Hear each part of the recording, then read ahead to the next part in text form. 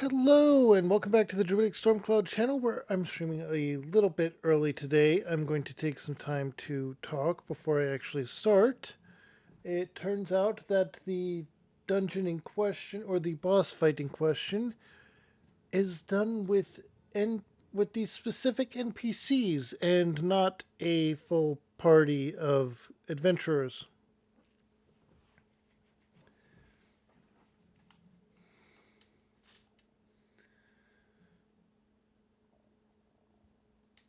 It's not what I was expecting. I will state that right off the bat. At the same time, I didn't have as much time last week.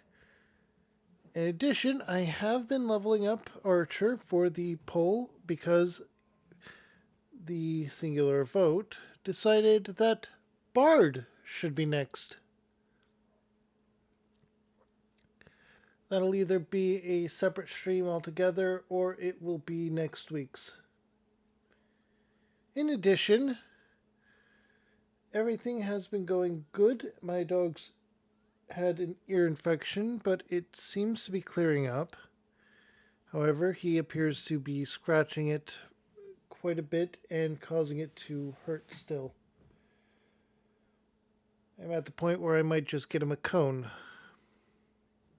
And I hope you all are having a wonderful day. So let's go ahead and begin. Jumping right into it at the 3-minute mark.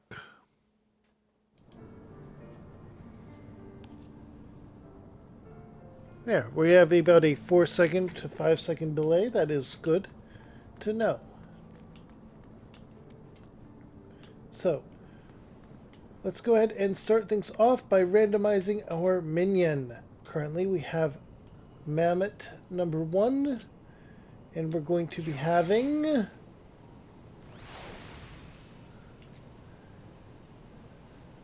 Sproutling. That's going to be fun. Alright, now, NPCs. Let's go ahead and start, shall we?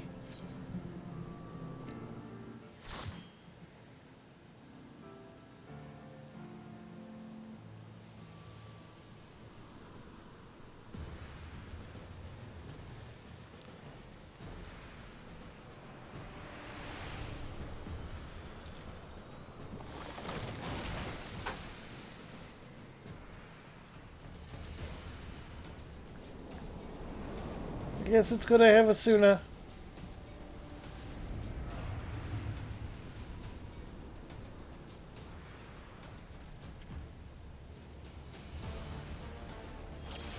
And yes, she is coded as a tank of the Paladin variety.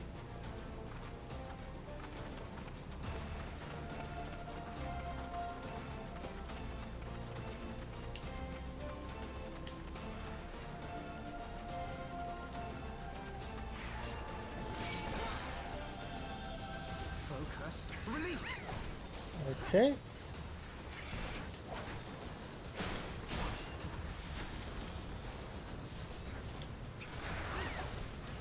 Keep you alive.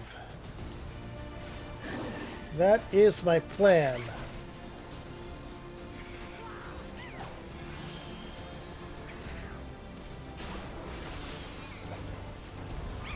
Going to be focusing on healing and status effects. I'll initiate combat with the arrow, but I will be focused primarily on healing and applying regen.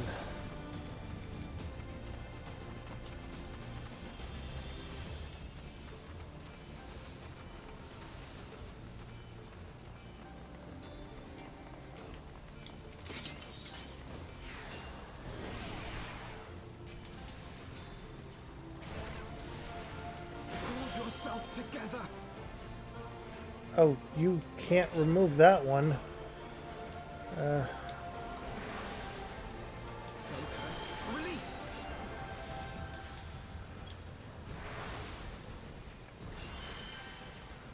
Okay.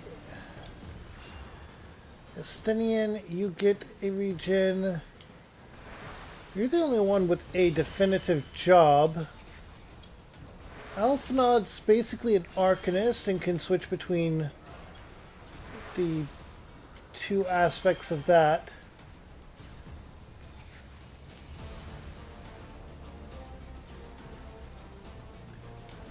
And Isola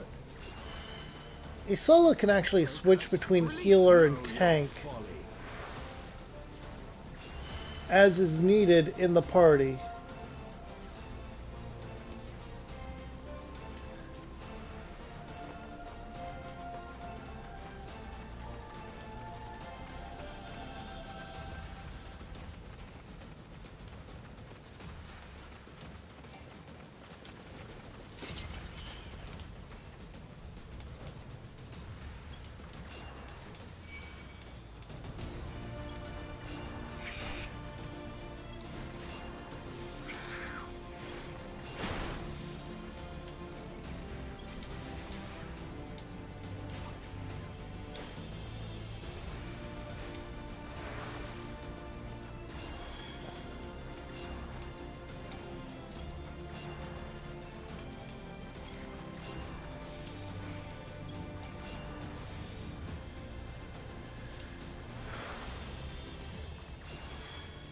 Shiva, aid me!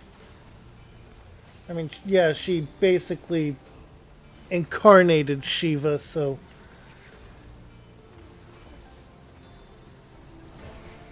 it would seem that her abilities are specific to that.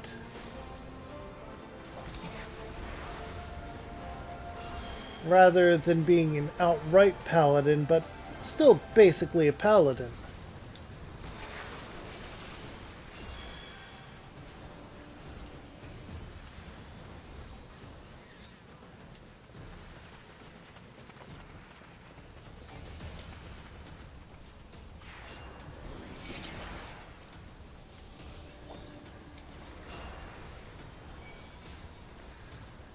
Okay. Started off the fight, and now I just keep everyone alive.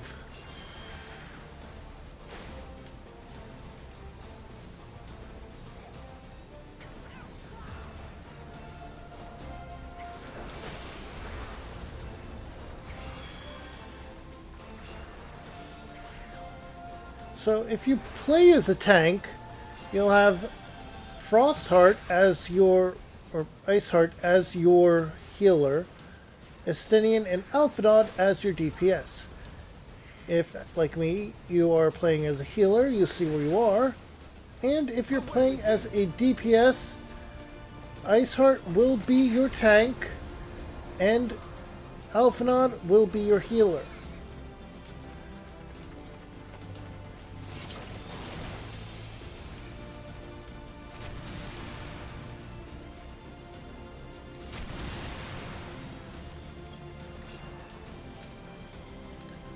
That came out of nowhere, so are we gonna fight a Moogle King as a mini-boss? Considering we're supposed to fight a dragon as the boss. Focus. Release.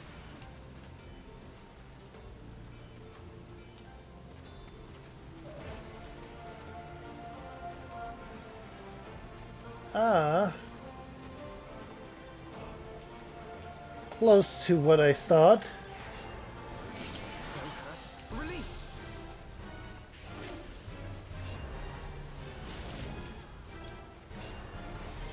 Focus. Release.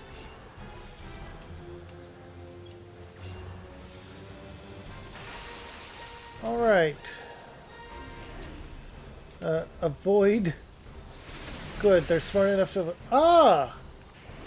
Away with you. Carbuncle! Alphanod's Carbuncle. Your guard is down.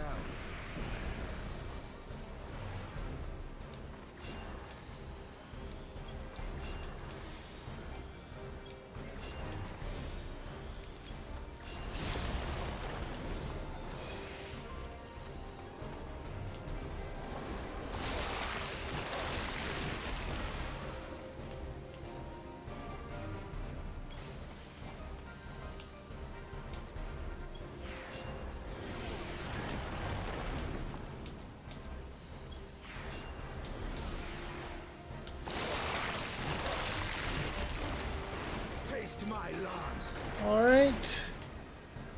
Probably a bad thing if they reach the flower, so let's stop it from happening.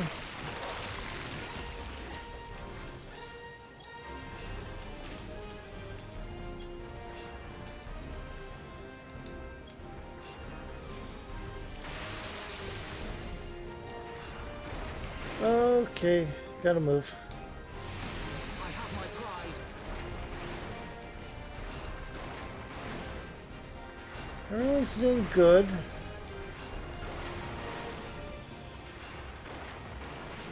So we can focus on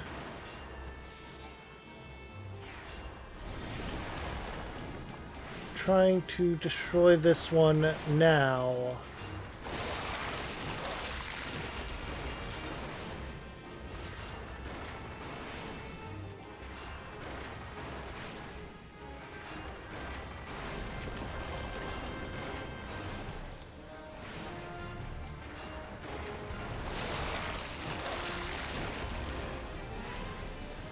Alright, this is going pretty good, I'd say.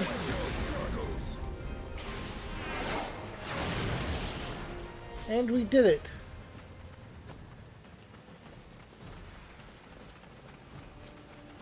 Treasure chest. Oh.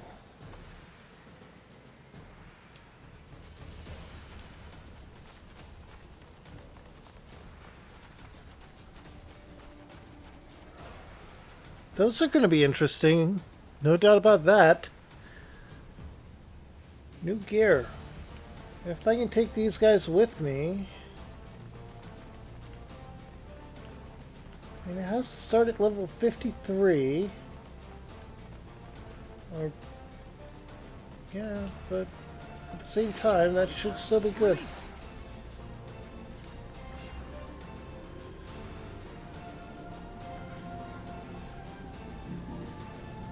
Alright.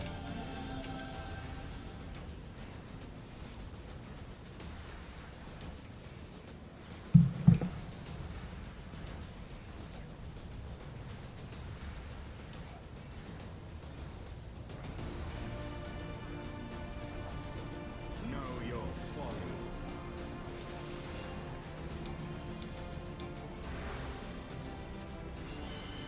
There we go.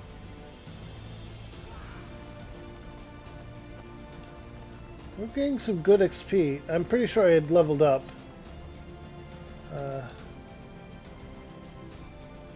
No, I haven't yet. Okay. Which is actually a good thing, Release. considering.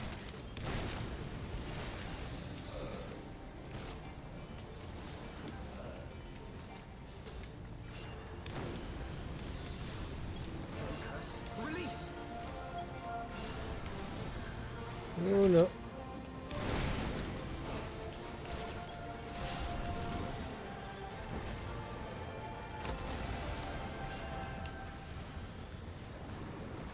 Your guard is down.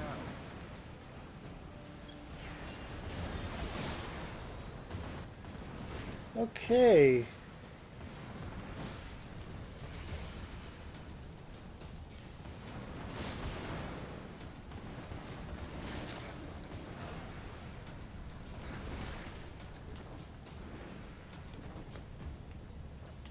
Drove it off.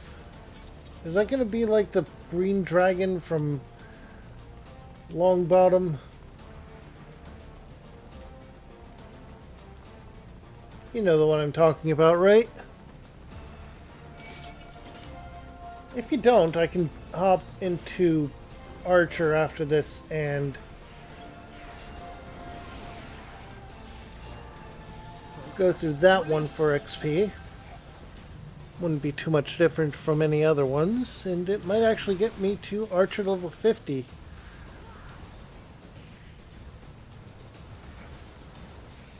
Or at the very least 49, which in turn would give me enough experience to get to 50 during the quests. Huh. Yeah, I don't see a downside, so I'll do that. if it's needed. Oh, Ash Grade die. That actually might be good.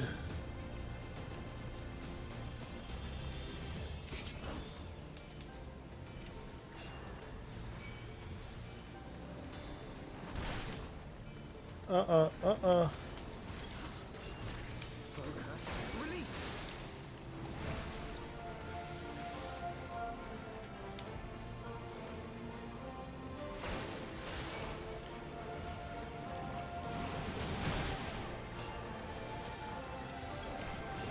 Away with you.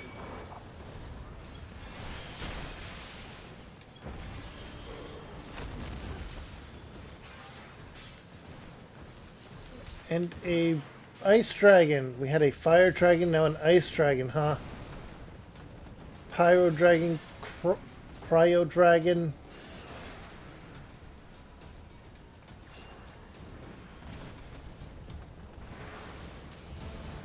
Away with you. Shiva, Know aid your me! folly. The thing is, elemental damage types do not matter in this game. It is literally just cosmetics. They used to matter, if I'm remembering correctly. Or that could have been before the Realm Reborn part. I remember playing it back then, mind you. I had a character. I was going through Lancer, I believe, and the random wild chocobos would immediately destroy my character. In the area right outside town, where you were supposed to go for your quests.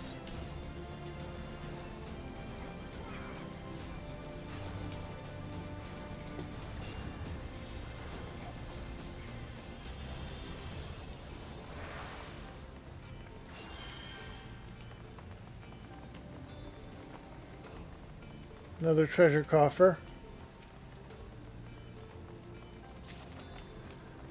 Ooh. And, alright,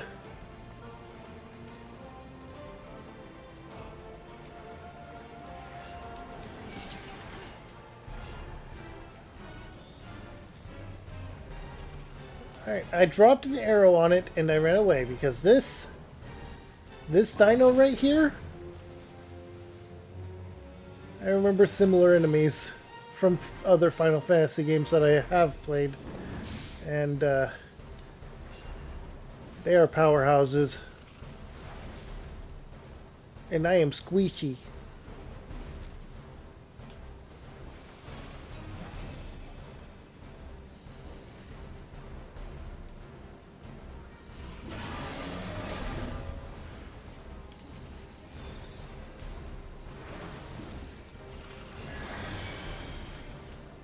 Oh no.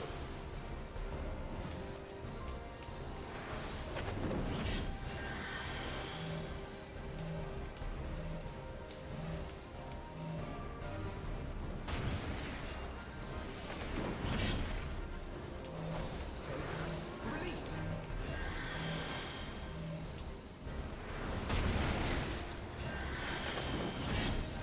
Okay, that's...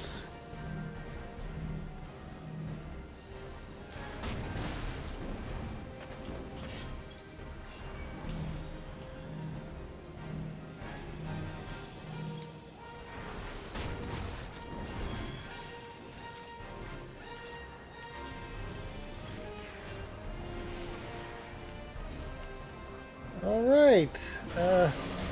Primal Fear, they say. Okay. Oh. Ah.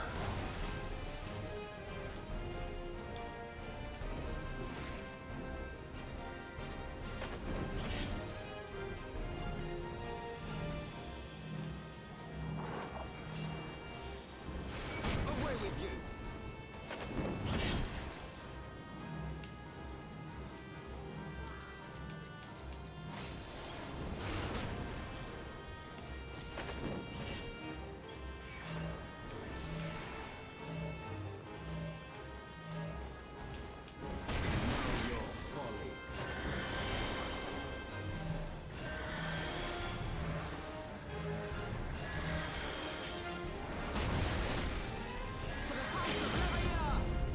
Okay. Times when you have to be separated, times when you have to be together. There's the treasure coffer, so the way forward is that way.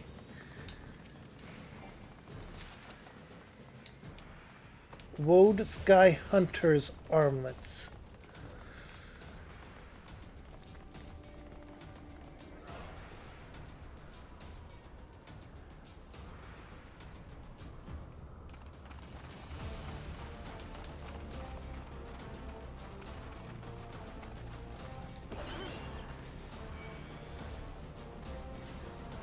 Okay. Whew. Maybe I won't have to because we're going to have a thunder dragon here. Fire, blizzard, thunder. What's it going to be? Electro?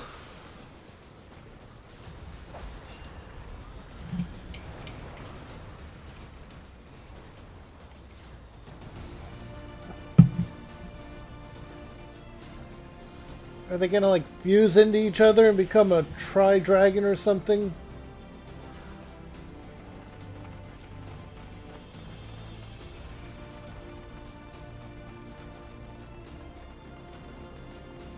Sacred. Biased. Wait. Thunder is usually referred, or lightning is usually a sign of divinity and so forth, so is that the angle they're going with here, or is it going to be holy instead?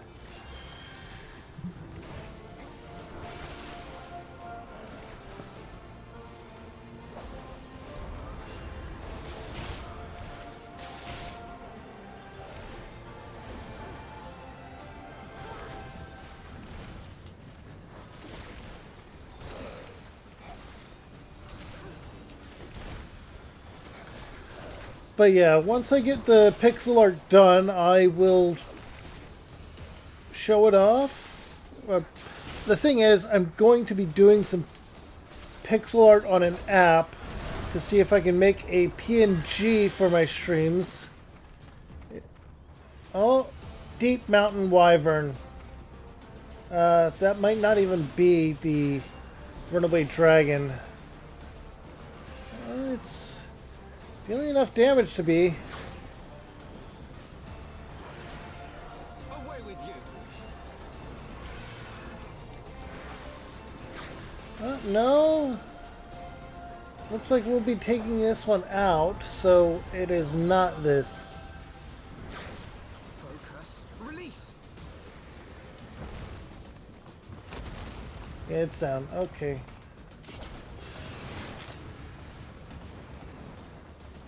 Focus. Release. Ergo Dragon.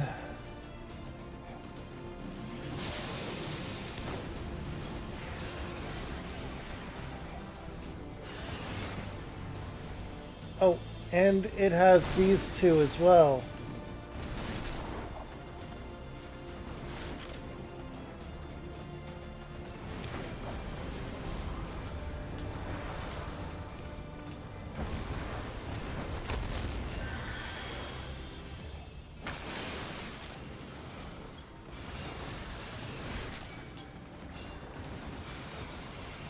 So we're fighting them all at once.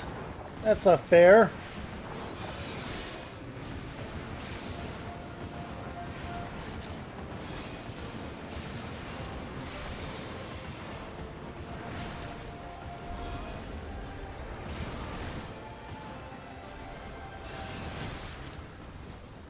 Wait, we already defeated Ergo and Pyro, and now wounded Cairo Dragon. Oh, because these were weaker. I see. Our battle with them earlier did matter.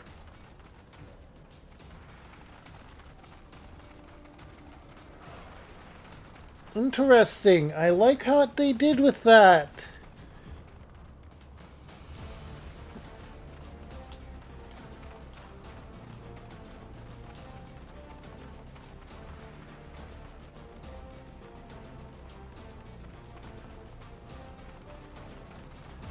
I'm going to grab those treasure coffers.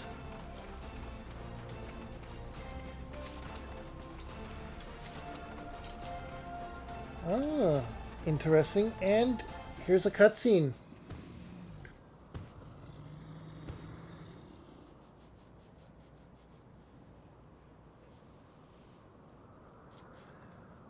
Tiaman, consort of Nidhogg, we beseech you, grant us safe passage to the land of dragons. As I thought, blind to reason like all the rest. If you would see our mission to conclusion, you know what must be done. Such rage and rancor. Is there truly no other way?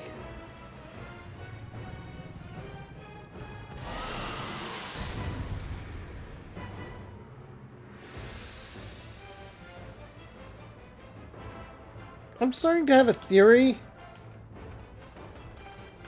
Uh...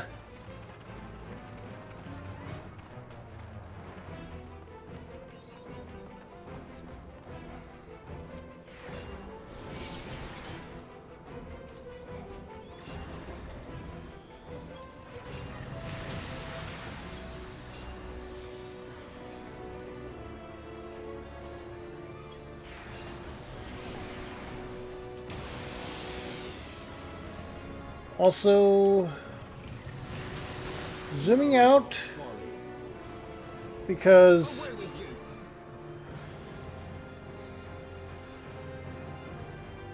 you. yeah.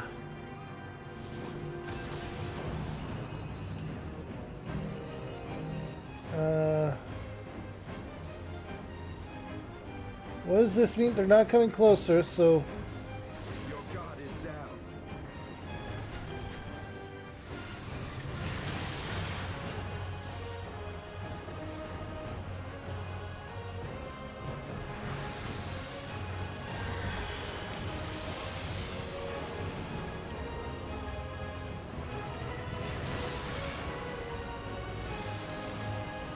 Away with you.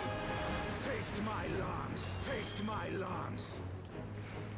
all right. They are voiced. Release.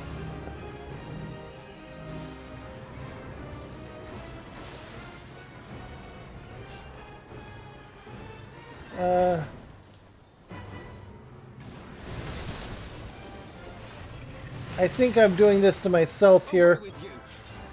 but on the other hand, I do think I have a feel on what those are. Going forward, I will do my best to avoid said situations.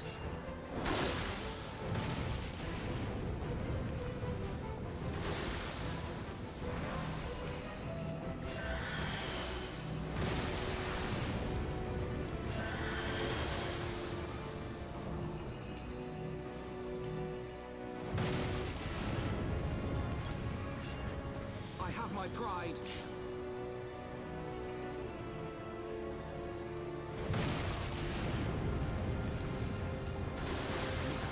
Release.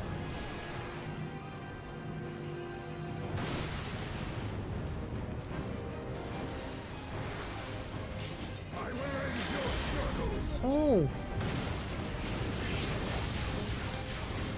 All right, Tiaman.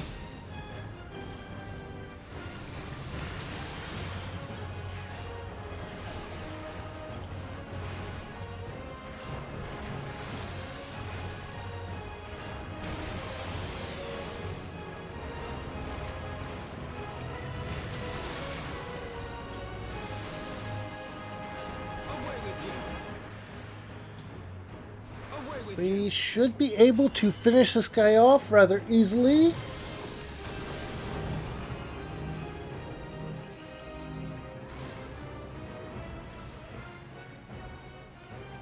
Marked with some kind of crystal, and here we go. So if we get as far away from them as we can,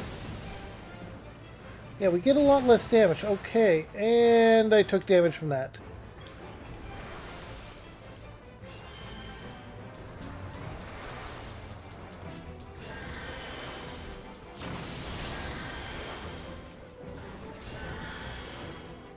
Okay.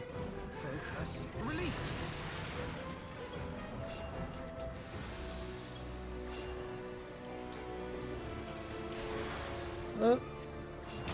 There we go.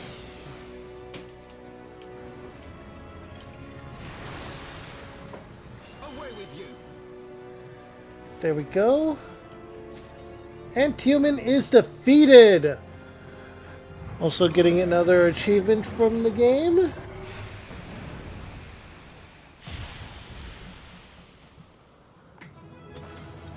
And the duty is complete.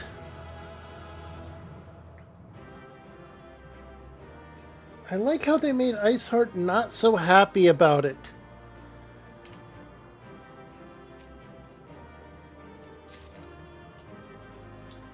Sky Druids for...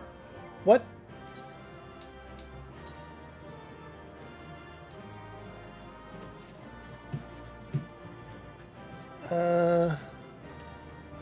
Okay.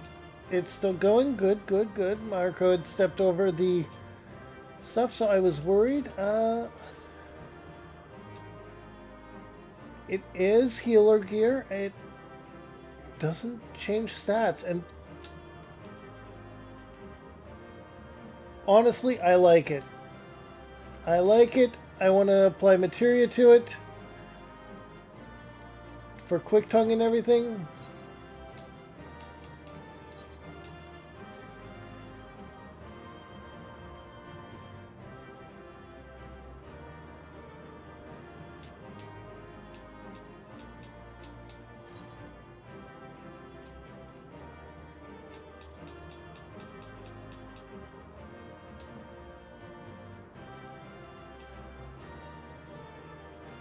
Determination and mind. Mind 52. Piety. Let's be honest. Sky Druid is definitely better. I'm going to need to get the entire set, aren't I? But for now, we will switch back to a balanced gear.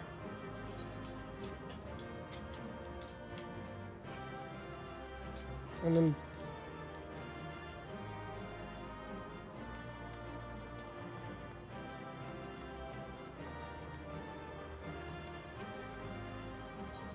I like that set. I might just make that my cosmetic look too. Yeah.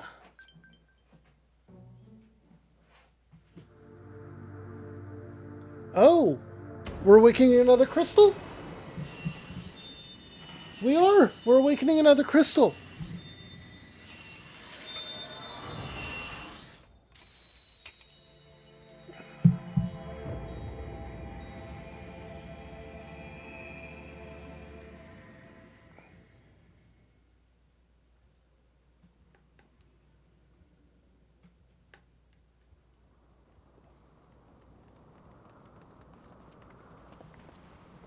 Kiara?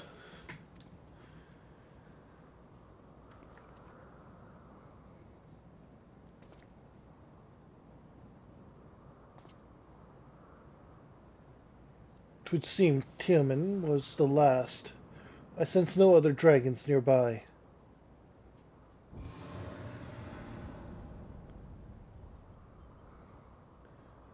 What is happening?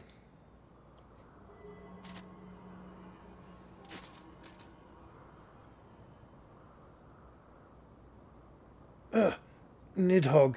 He roars. He knows we are here, then? His fury. It bleeds through the eye.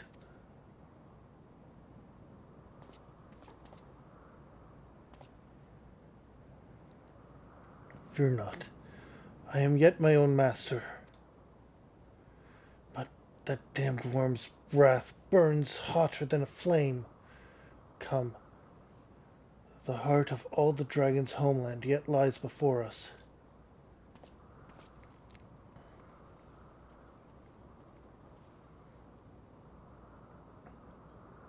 Thus do we add another link to the chain of vengeance.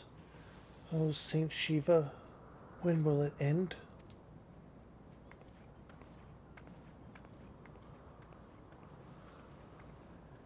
A good question, as that one did not allow us any chance to talk at all. To the peak of some art. at the end of a perilous mountain path, whence could be seen a string of pearl-like islands floating impossibly atop a sea of clouds. To a domain where dragons and men had once lived in harmony, whose majesty no mortal eye had glimpsed for nigh on 1,000 years, they came.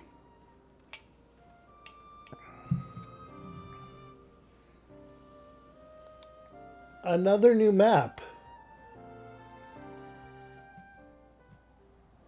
Okay.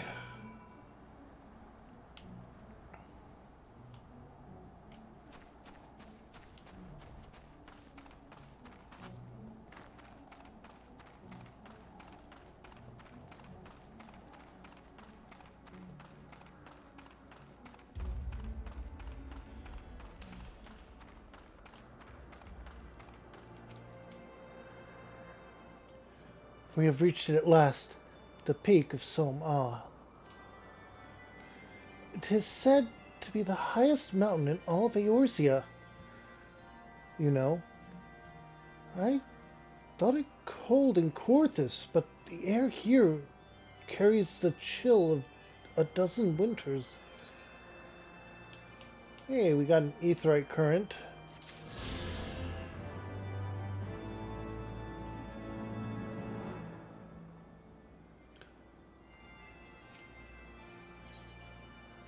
And how will we find the king of, or the dragon that... Yeah. Now that we have scaled the mountains, there remains the problem of finding Hrosvengar himself.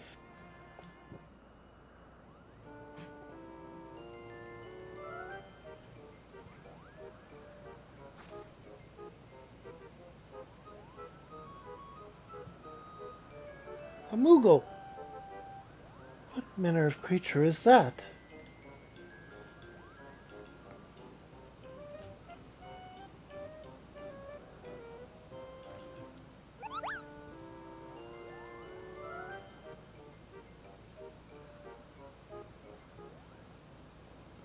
Kiara, do my eyes deceive me? Or was that a Moogle?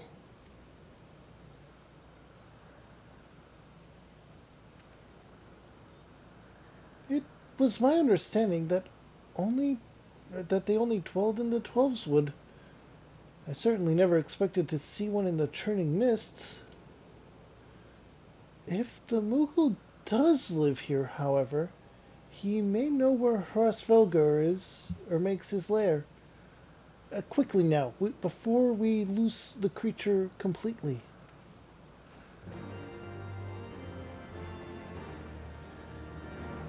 It's a Moogle!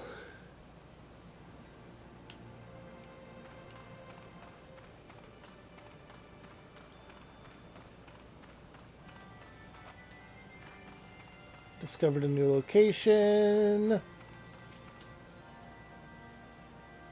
Bah, he's gone, Kiara. We must widen our search.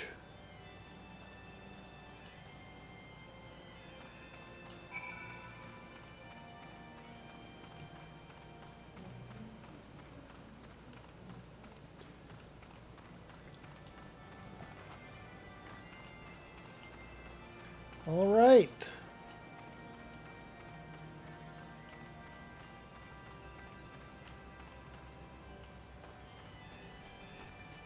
This definitely looks like a place a Moogle would live.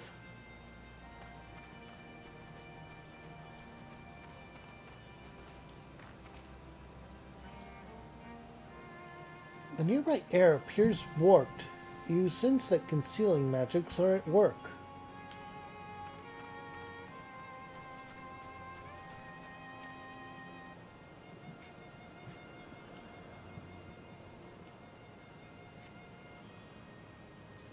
I have heard tales of Moogles, but 'tis the first time I've laid eyes on one. They're rather adorable, aren't they? What? Why do you stare at me so? Could I not find a creature adorable? My heart is not truly made of ice.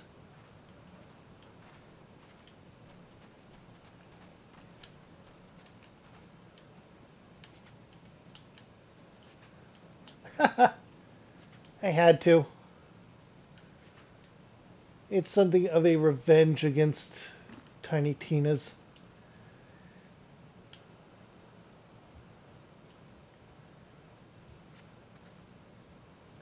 I see no evidence of this Moogle of yours. Are you certain it wasn't a trick of the light? Mayhap 'twas simply one of these strange plants shifting in the breeze.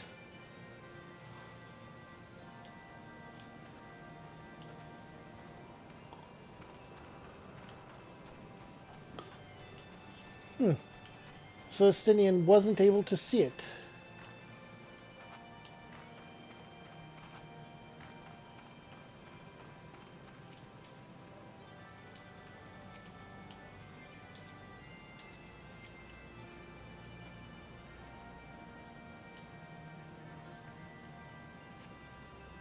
There's no sign of a Moogle in the area.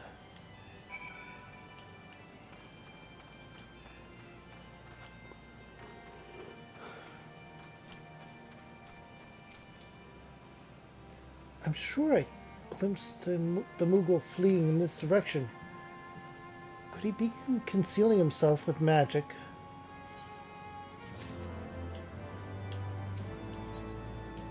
Oh!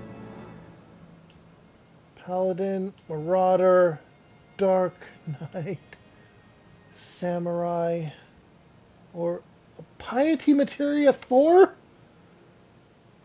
Okay, we kind of have to go with that, don't we? Putting a Piety Materia into the one that we just got would be interesting and powerful. Titanium Bastard Sword, Titanium Axe, Titanium Claymore, and Titanium type of katana.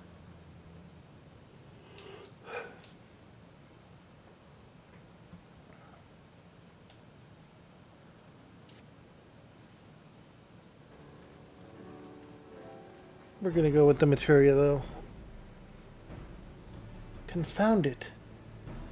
Could we but enlist the aid of one of our local Moogles, I'm certain Hrasvelgar would not elude us for long. Though the eye enables me to sense the presence of dragons, I can only identify Nidhogg's with any certainty. We could wander the mists for days and not know if we were any closer to his brood brother. And those are days we cannot well afford to squander. Shall we divide our forces then? Lady Isel, might I ask you to question any dragons whom you judge it safe to approach? I shall try. Yet I fear the influence of Nidhogg's rage will render most of the Dravians in the area deaf to reason. And what of you, Master Alphadar? I have not yet given up on the Moogles. Kiara, come with me to Gridania. I mean to petition the aid of the Moogles' kin in the Twelveswood. After their business with Mooglemog, I dare say they will be glad to help us.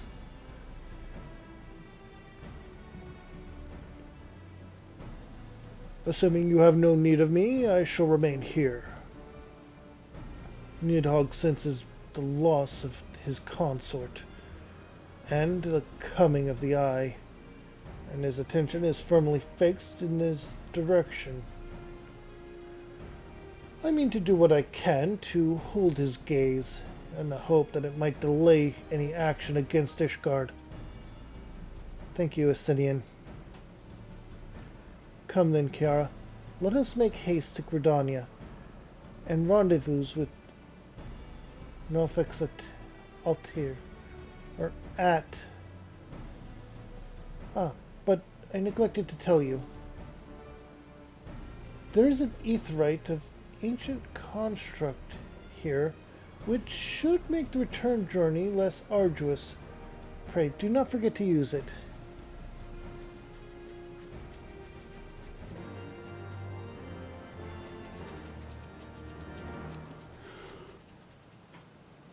Where is this etherite?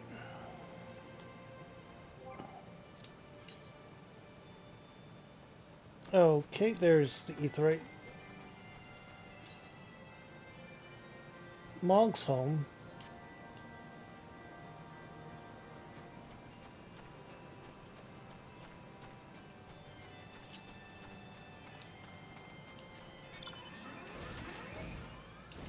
I cannot fly.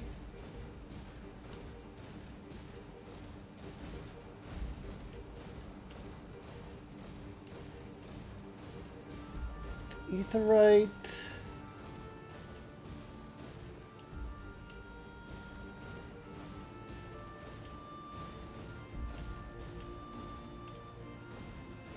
There we go.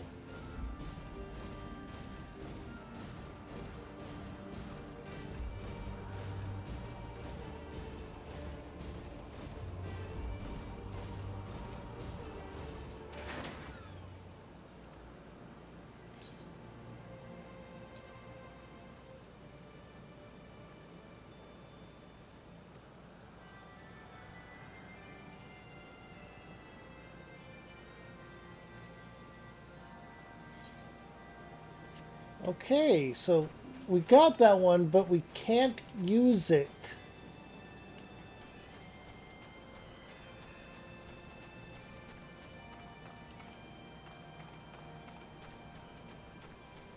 However, we do have an etherite to attune to.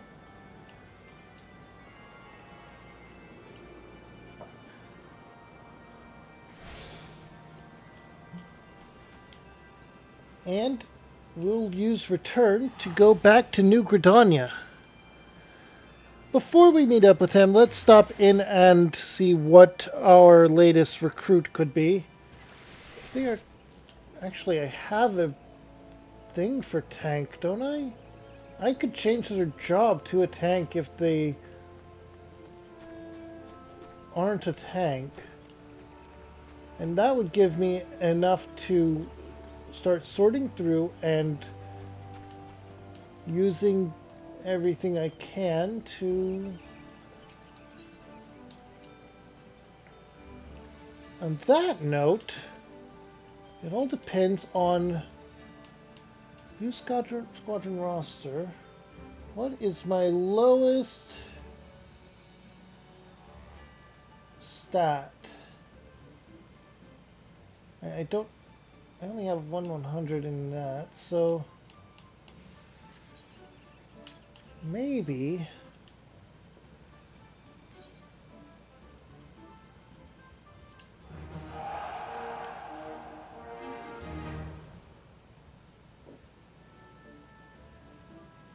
Okay. And enlistment papers. They're a conjurer. They're a Rogan.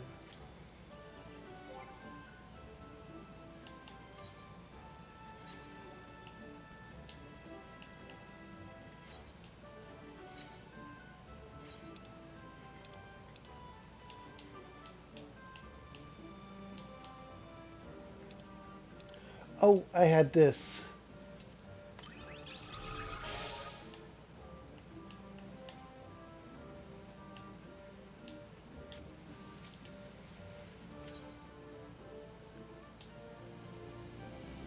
Question.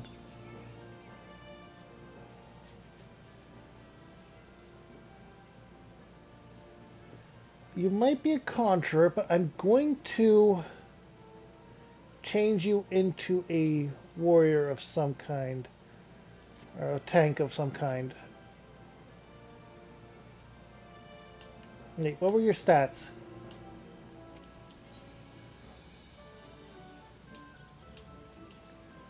Mental ability and tactical ability and physical ability.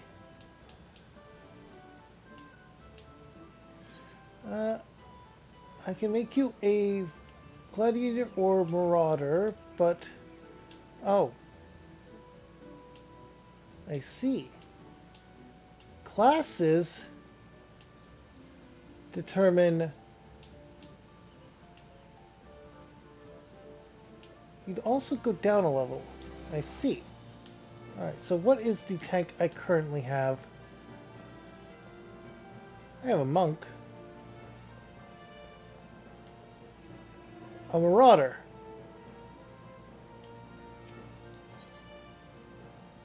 A marauder at level 42 with a very interesting getup because of it. Okay, so I need a gladiator still, because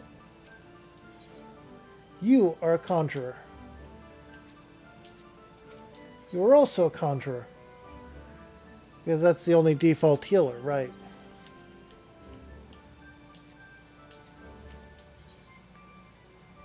"39 conjurer and a 40 conjurer."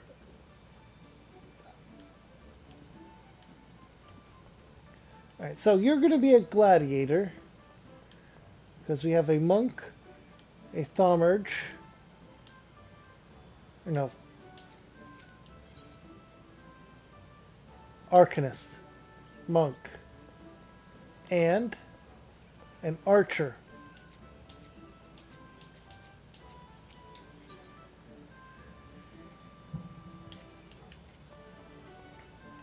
So you were going to change to a gladiator.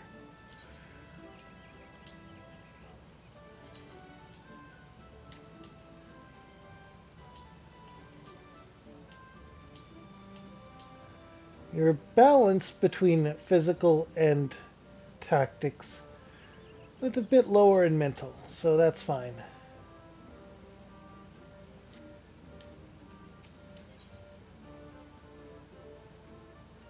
Alright, you are now a gladiator.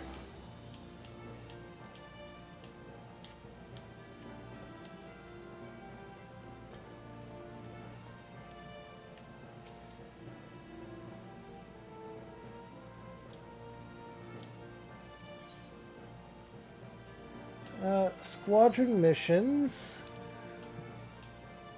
Pest eradication is the...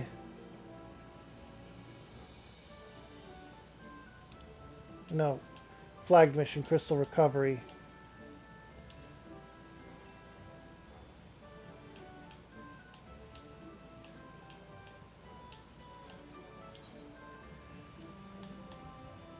If we put that one in and...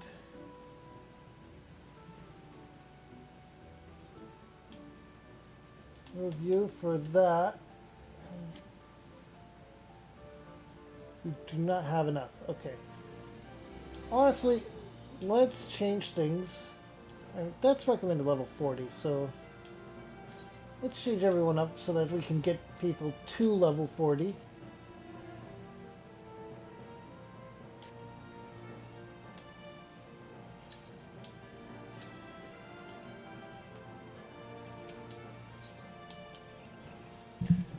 This is just a side thing. I like doing this off screen. But I now have 8 members as a full squad.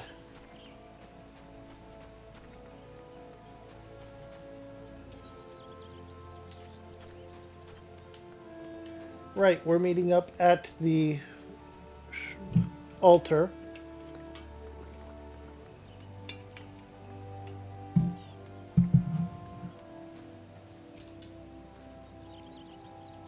I sent word to the Elder Seedseer upon arriving in Gridania, and I am pleased to report that she has agreed to grant us an audience.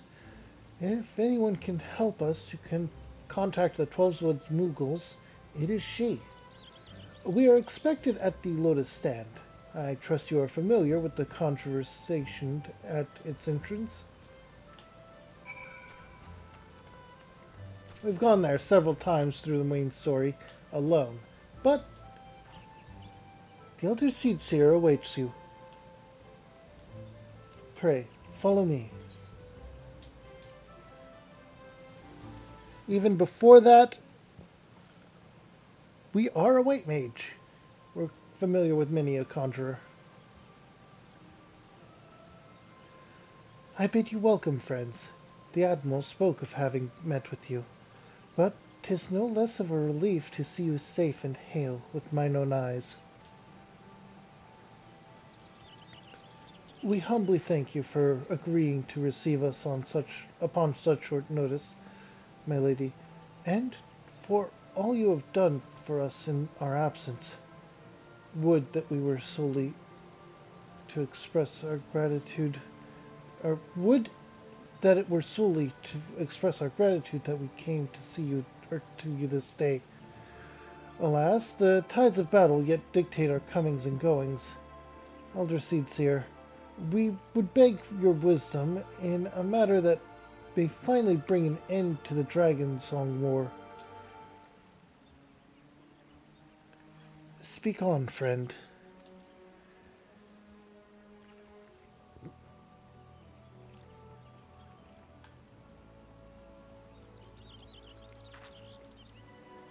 I see. So you seek a means to contact these Moogles of the churning mists.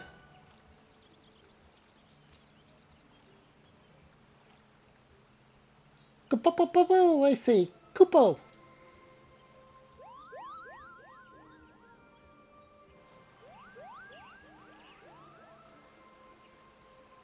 Greetings, Kupalo Kup. To what do we owe the pleasure of your company? I was struck by the sudden urge to bring you some fruit, Kane, and I'm jolly glad I did. Tell me more about these Moogles in the sky, Kupo. I'll gladly tell you all we know, though it amounts to precious little. We encountered a Moogle high in the clouds of Dravania, and we had hoped that you and your kin of the Twelveswood would agree to facilitate a meeting. Pray correct me if I'm mistaken, Kupalo, but there are legends, are there not, which speak of Moogles who dwell beyond the clouds. Indeed there are, Kupo. Long ago, back when the world was still young, they say my ancestors served the gods up in the heavens. Of course, that was before their masters took to bickering like spoiled children. Ah, yes, the tale of good King Moogle the XII. He is revered for holding fast to a rope of miraculous length that his subjects might climb down from the sky and escape to the world below.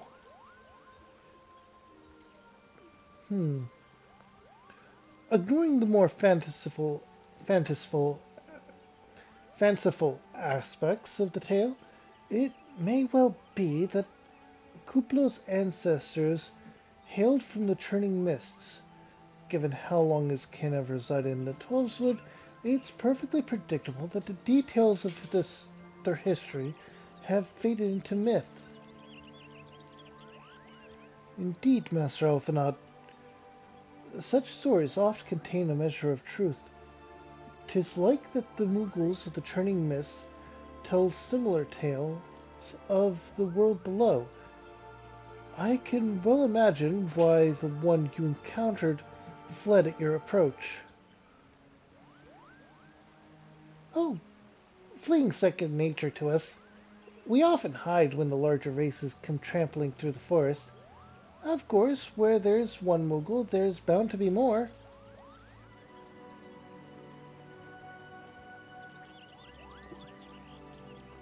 Which is why I've decided to take a trip to the clouds, Kupo. They surely won't be afraid to talk to me. I was hoping you might say that, Master Kuplo. You will accompany us, then? Just try and stop me, Kupo. I'll admit, the thought of venturing outside the Twelveswood is a bit unsettling, but I can hardly refuse the chance to meet my distant cousins.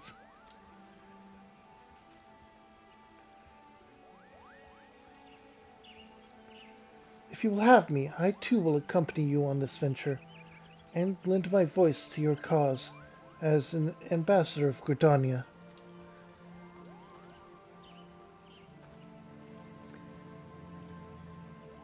My lady, are you quite certain? How oft has our nation turned to the scions of the Seventh Dawn in its hour of need? How oft have we asked the Warrior of Light to risk her life to save our own? Full many times, I say to you, and never have they refused us. Thus do I choose this day to offer mine aid to our allies for the good of all of the realm.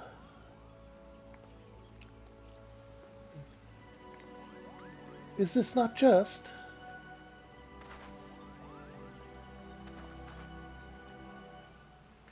A most unexpected and most welcome offer, Elder Seatsier.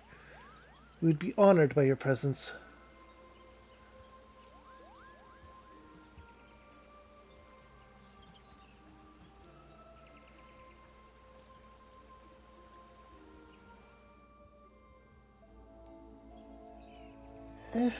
Oh.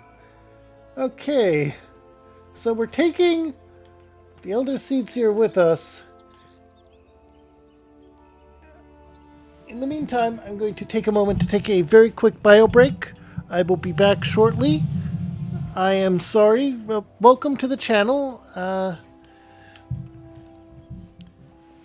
Like I said, I am sorry. I need to take a quick bio break. I am staying hydrated though, so I will be back shortly.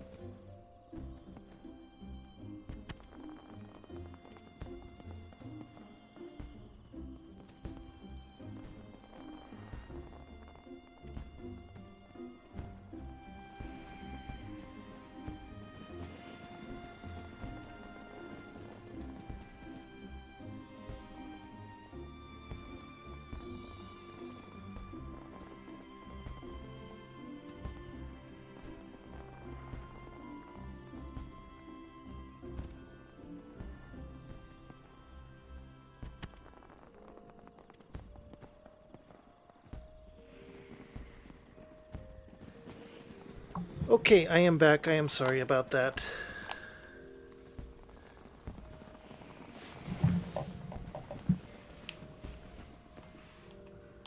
Speaking of, there's a event quest going on, isn't there?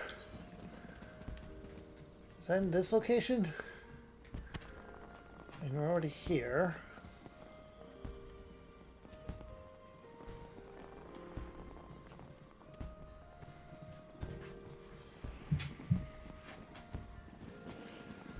No? No. Okay. Pray. Return to the... Pray. Return to the summit and inform our companions of these developments.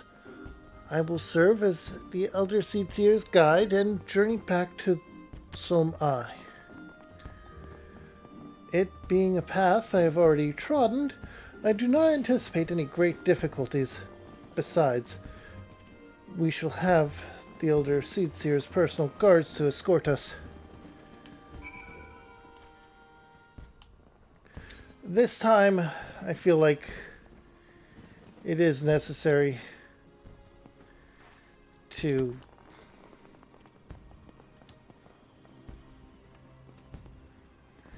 Oh, it's only 606. That's not bad.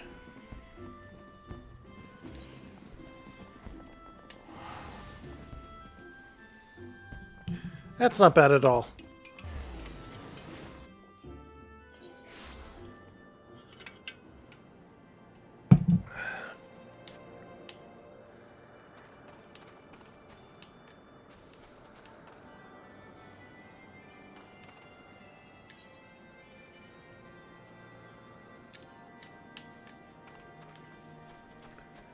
This way, right?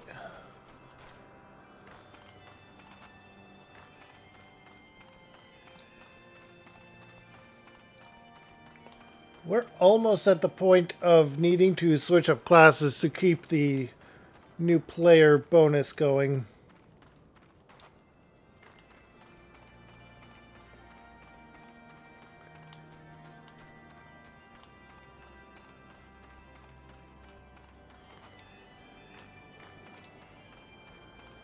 Estinian news.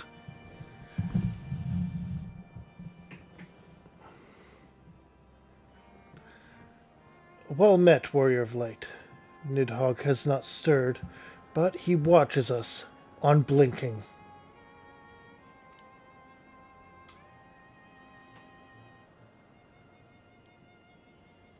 The Elder Seedseer herself answers your call. Then there is naught to do but wait.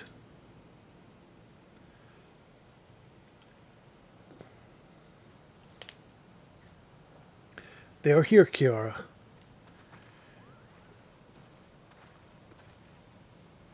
Greetings, my friends. I am happy to report that our journey was mercifully uneventful. Devoid as the road was of Dravians, 'twould seem the dragons have abandoned Somal for the churning mists. Elder Seedseer, may I present to you Sir Estinian, Ishgard's Azure Dragoon. 'Tis an honor to meet you, Sir Estinian. I have heard many tales of your order's extraordinary skill and courage.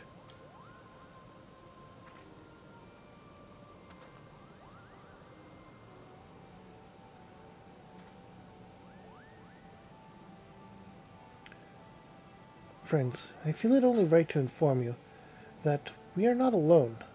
The Moogles are all around us, even as we speak, and I should imagine they are more than a little concerned by the horde of strangers that have descended upon their home.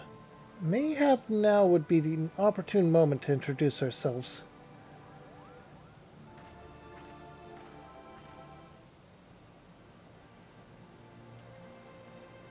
Please let this one be voiced. Looks like it's one that would be, doesn't it? Nope. This should serve.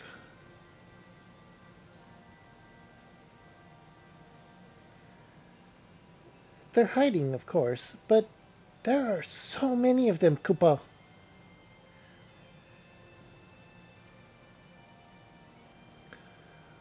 I am Kan-i-sana, or Sina.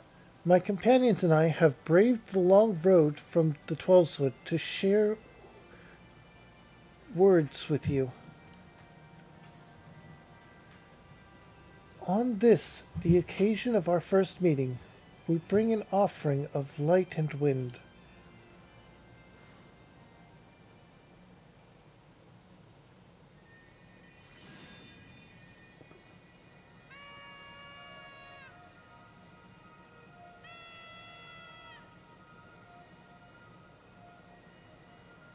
Oh, such a gentle and pleasing glow, Koopa.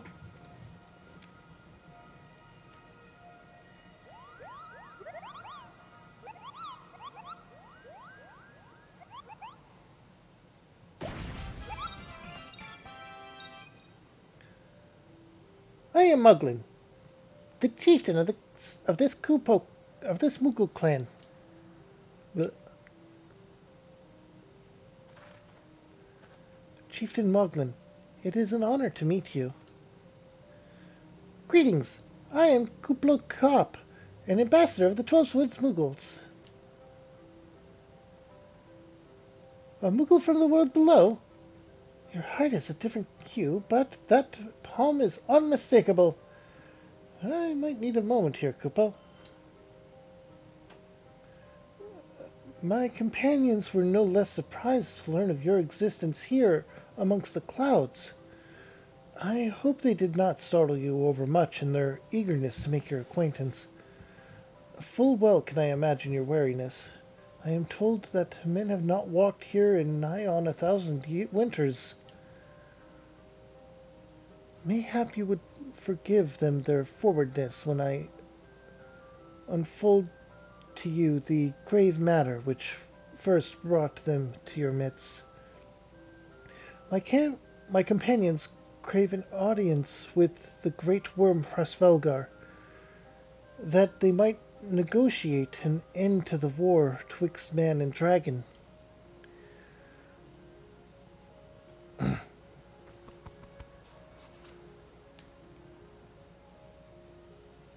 An end to war, you say? I trust you, Kane-Sina.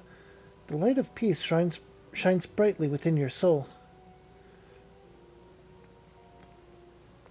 But I'm afraid the same cannot be said for your companions. To be plain, we did not hide ourselves because they were the first of your kind to be seen in 1,000 years. Well, not only because of that. We hid because we smelled dragon blood. The skies are home to many, many dragons. While some crave peace, such as Hresvelgar, many others crave the opposite, such as Nidhogg. Suffice to say, we are worried that the presence of your blood-spattered warriors, friends, will attract the attention of the nastier kind and invite destruction into our happy home.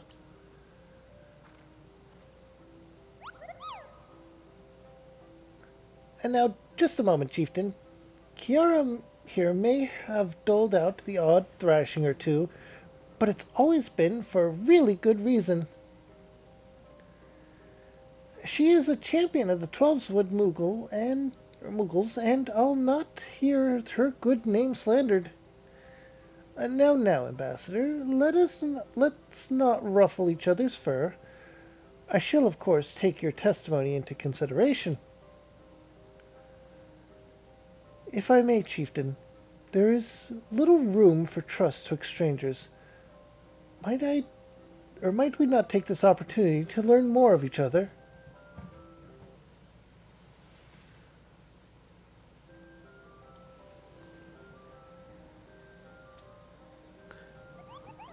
Oh boy.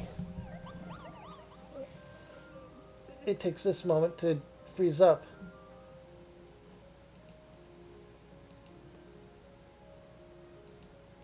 At least I noticed it before anything else actually happened. Uh, An excellent suggestion, Kupo. In the interest of fostering friendship and keeping an eye on you, I extend to you the hospitality of Moogle Home.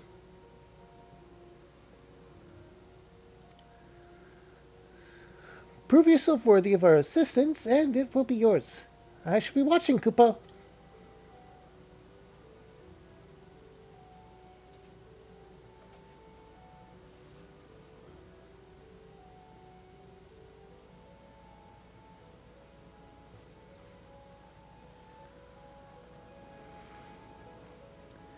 Okay, so we've at least made introductions to the Moogles. Moogaloo! Are you surprised to see such a fierce-looking Moogle, Kupo? The Palm Guard must defend the chieftain Moglin and all of Moogleholm. Mind your manners in front of the chieftain, and don't make him repeat himself. Join my party. I would recruit that Moogle.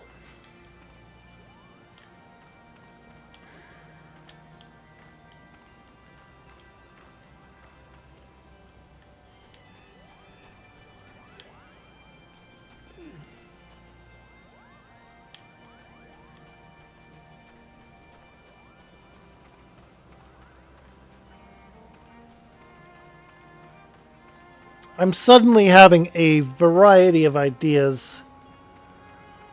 Just seeing the singular Moogle is giving me ideas for different D&D campaign ideas. Just tell me, in the world down below, do all of your kind look so different from one another? It must be so terribly.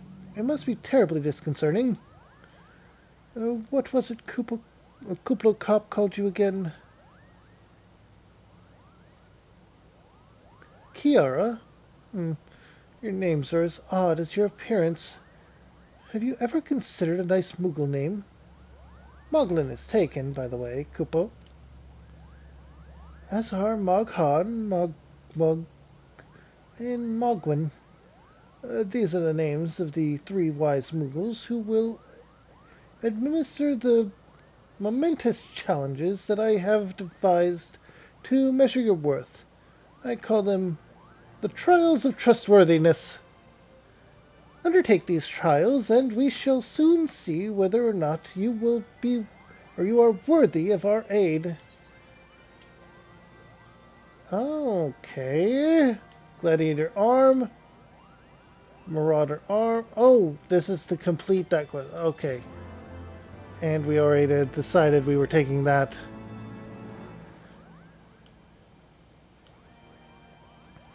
Alright. 3 quests to complete to gain trust of Moogles. Lance. Fist. Rogue. And Shield. As well as Quick Tongue. Quick Tongue. We need that. Hello, yes, I am Moghan, the foremost alchemist of Mogholm, if you must know. If your tummy's gloopy or your wings are droopy, I have a potion to fix that. Or I would, if I didn't keep running out of ingredients. Luckily, you're here to do my trial. Yes, go forth, mighty adventurer, and mightily pluck 3 sprigs of cloud's breath for me.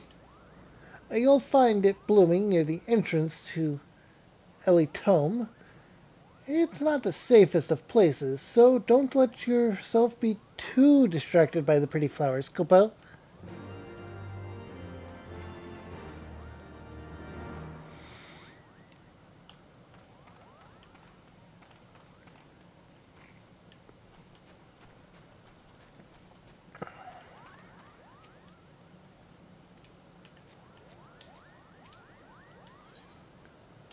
Alright, here we get the option for the longbow. the Mechanist weapon, a Thaumaturge's weapon, and a Grimoire for the Arcanists, as well as Savage Might. We're going to go with the Grimoire, and we'll level up Arcanist and Summoner to keep our healer nature and be able to stay under level 90.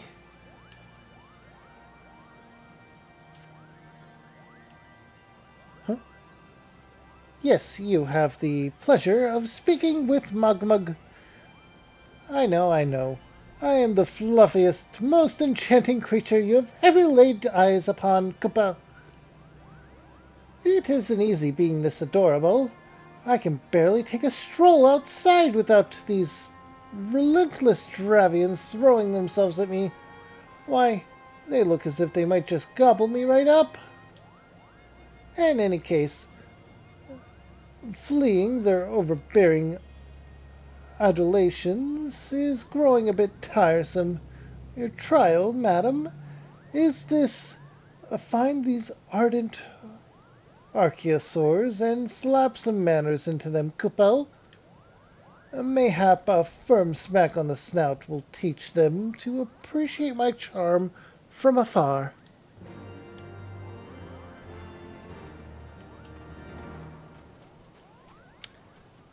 The idea is taking more and more form here and being more and more cemented. Also, why are you so far from everyone, Estinian? Fury, take these ridiculous flying rodents. Really? Just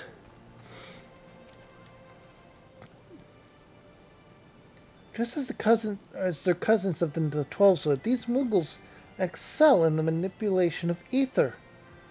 There are few who could detect them if they choose not to be detected.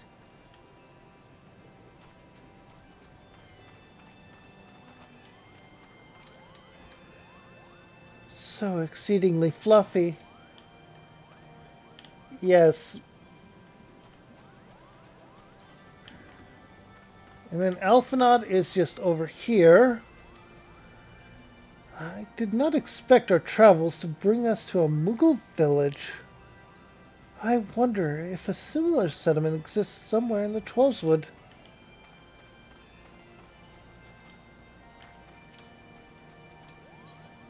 Alright, here we have a rod. Oh!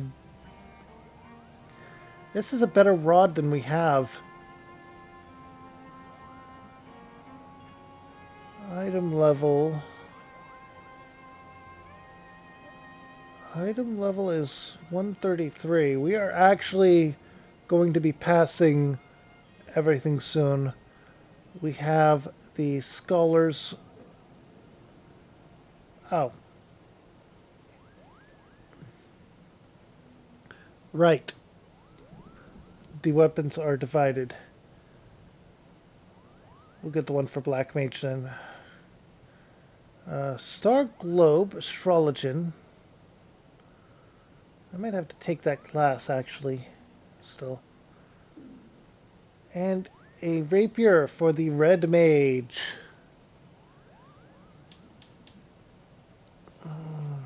For this, we'll go ahead and take the Codex. Savage Aim Materia. We'll take the Scholar's Weapon because that is the class we needed, in fact. Mogwin's the name, and art is my game. When it comes to paintings, there are none in Mogholm who can match my talent with a brush, Kupo. I know why you have come. Chieftain Moglin has demanded that I test your trustworthiness, but as I trust no one to create art that will satisfy me, I instead charge you with retrieving a masterpiece that I seem to have misplaced. It was an ambitious and innovative work, guaranteed to fetch at least 4 Kupo nuts on the open market. You must find it. Question the masses. Surely a pebble painted with such vibrant colors and un- and unmistakable panache cannot have escaped the notice of every Moogle in Moogholm.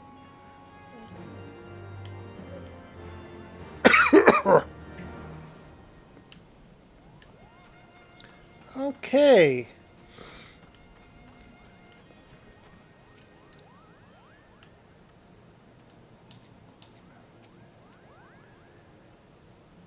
Mogwin is missing his masterpiece, Kupo?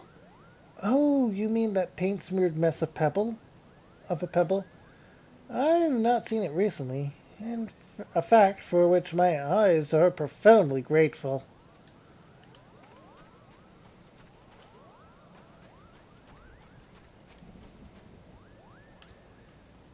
Maestro Mogwin has misplaced his masterpiece, Kupo? Oh, happy day! If I am the swifter in finding it, I may soon have a genuine Mogwin for the price of a little perspiration. Honestly, who has 4 nuts just lying about to spend on such luxuries?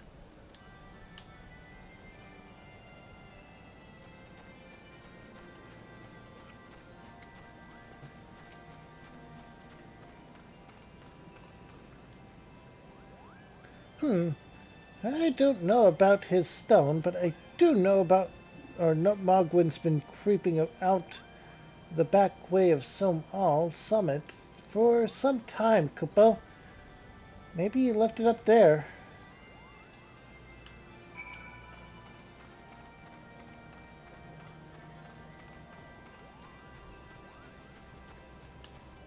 Okay, so we have to go back and talk to Mogwin again to find out what he's been doing at the summit, I suspect. Well, what did you find out, Kupo? Ah, yes. Now that you mention it, I do seem to recall leaving my pebble out in the sun to dry. Ahem. The second part of your trial commences. Go, adventurer, and retrieve my masterpiece before some art-starved admirer swipes the stone for himself.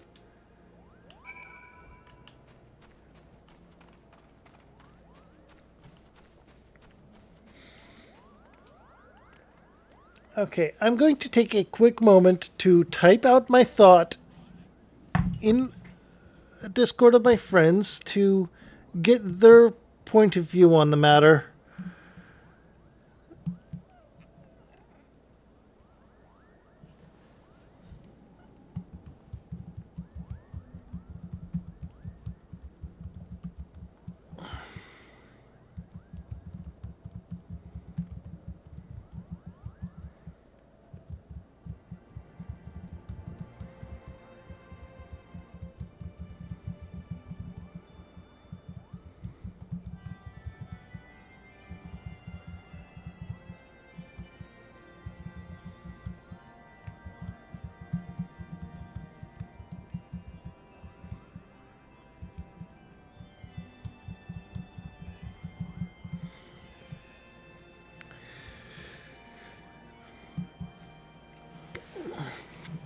Okay, and that was posted, and we'll see what people think about that later.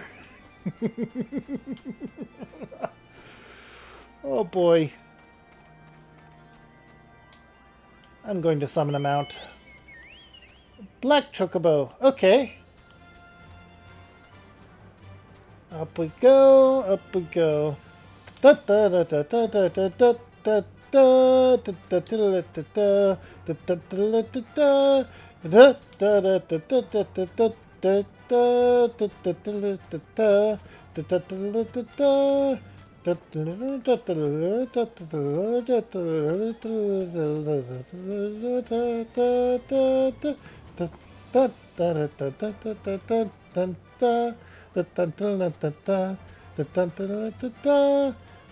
dun, dun, dun, dun, dun, dun, dun, dun, dun, dun, dun, dun, dun, dun, dun, dun, dun, dun, dun.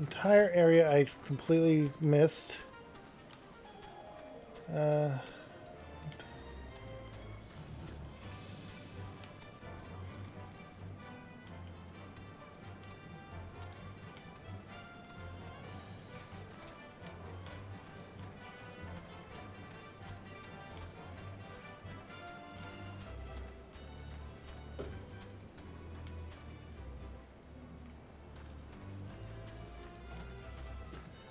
It would seem that it does not circle up to where the rest of this circled area is. So somewhere here, there's another Cloud's Breath. I'll be changing the title for the VOD to Befriending the Sky Moogles.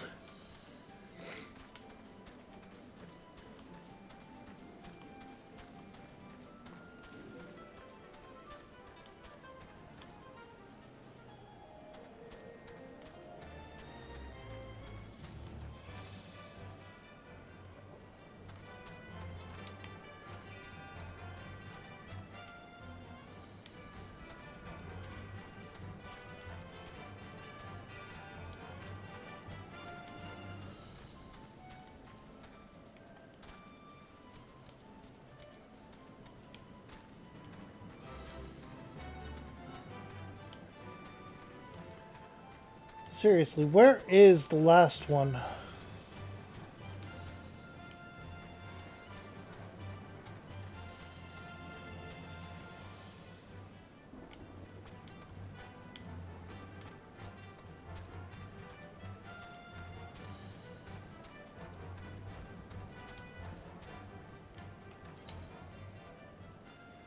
Is it actually up?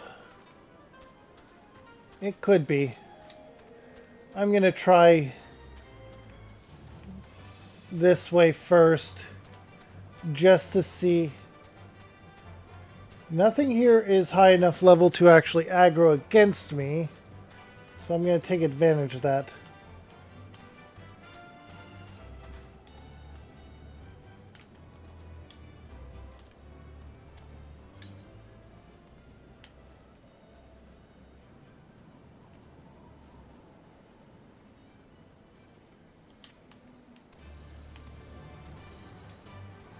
I'm going to take advantage of that and go this way for a bit.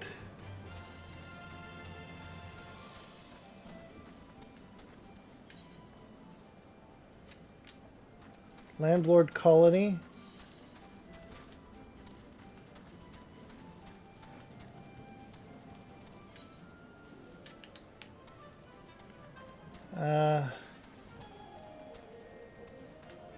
This way?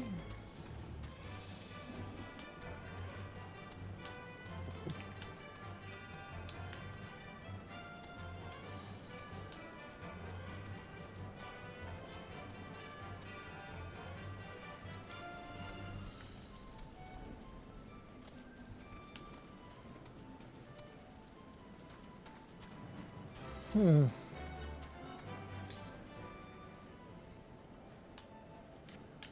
then south from here...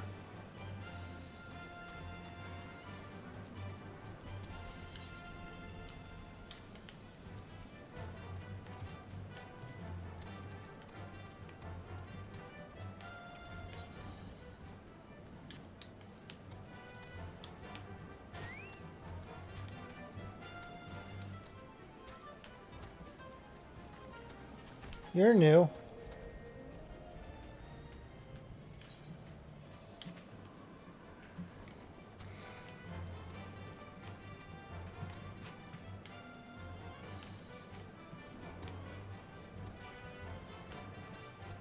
Okay. Here's a lake.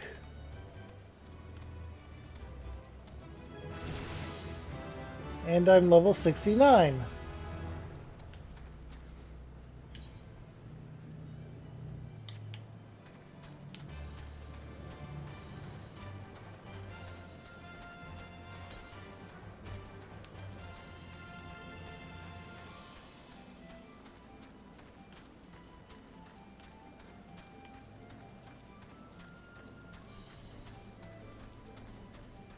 Okay.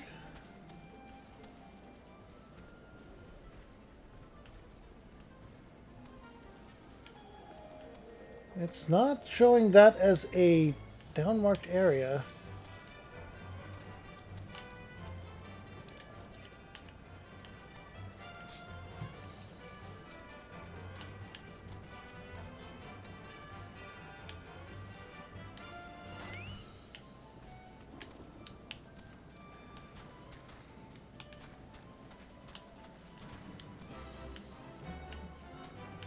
Okay.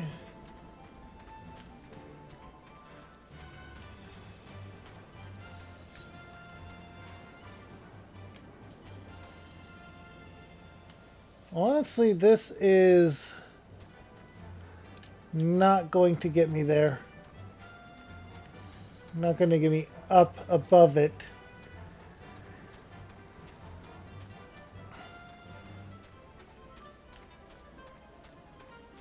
At all.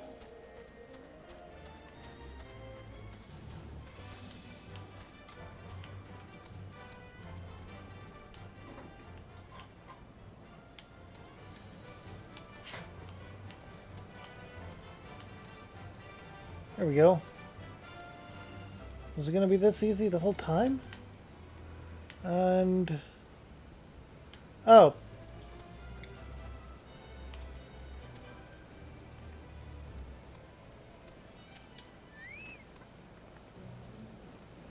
So, Cloud's Breath, and they were saying it was the back exit.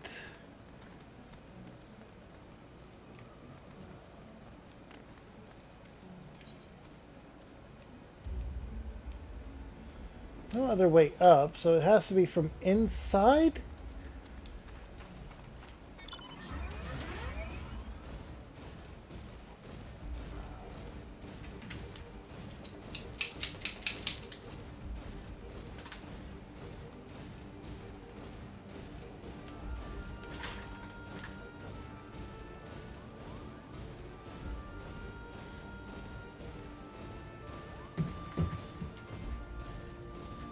Hello, Babush.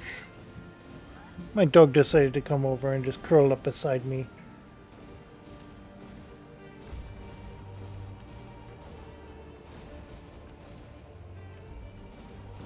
First,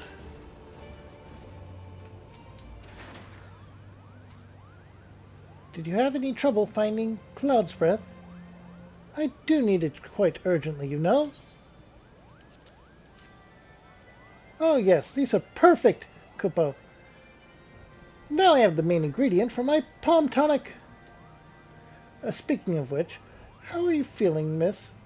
Should you ever feel your palm losing its bounds, and I'm sure then I'm your Moogle, Kupo. Alright, and we were going to go with the quick tongue for this.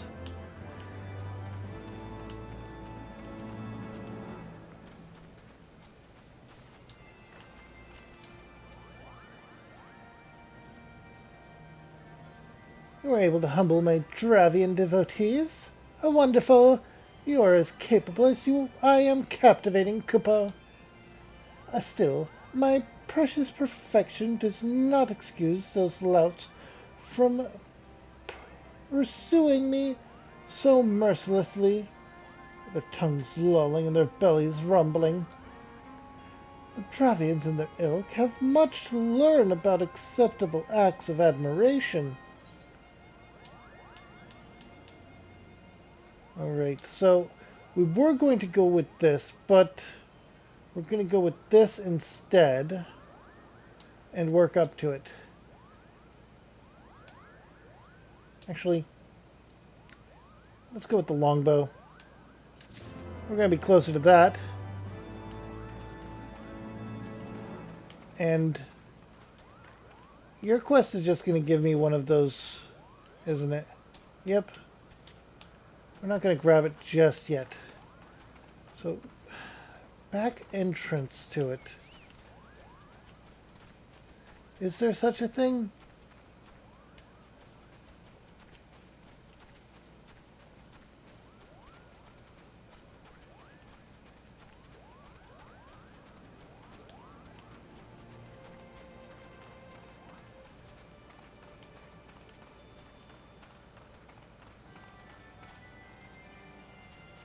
Okay.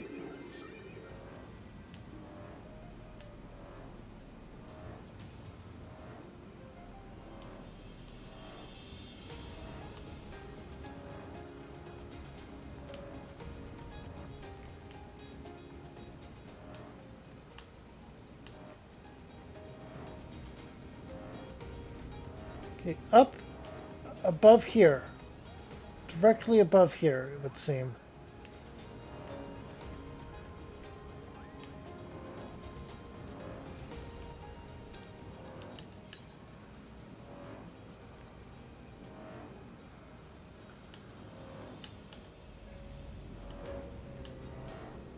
Let's see. How do I get up there, though? That is the question.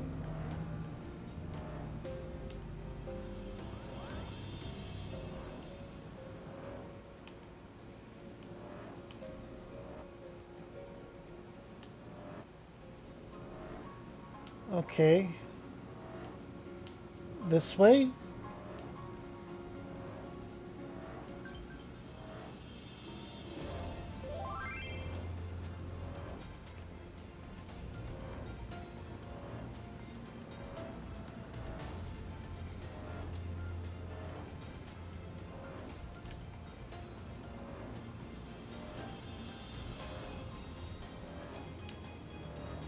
This way is not getting me there, is it?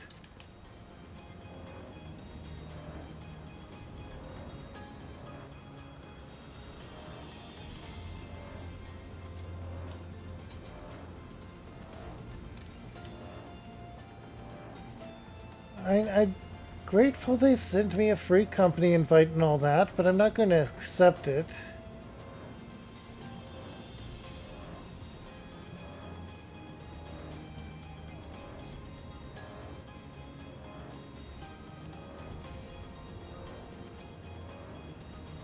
I'm sure there are plenty of people that don't want to be on a stream and all that.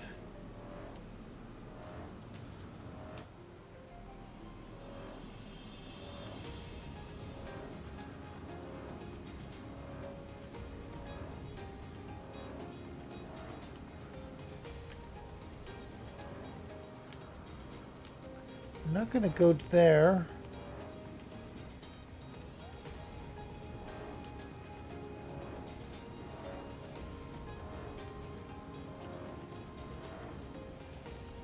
Ah,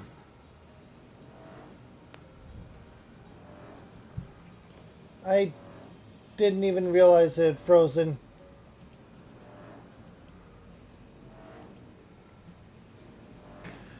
I'd found the last of the Cloud's Breath and turned in those two quests. Now the only one left is the rock, and I am still trying to figure out how to get to it. Now the last of the Cloud's Breath was up a little from where they were spawning, but there's no actual clear path. Wait.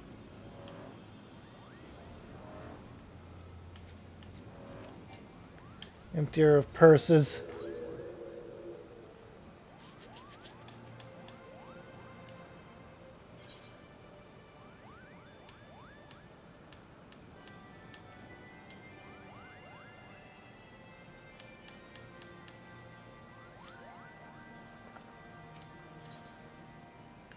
Purchase weapons.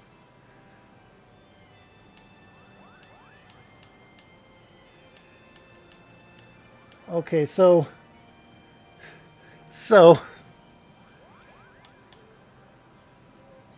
all of the weapons,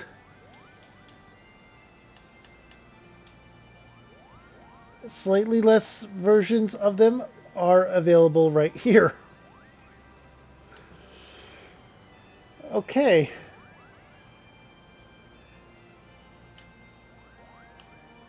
So just grabbing the materia would have been okay as well.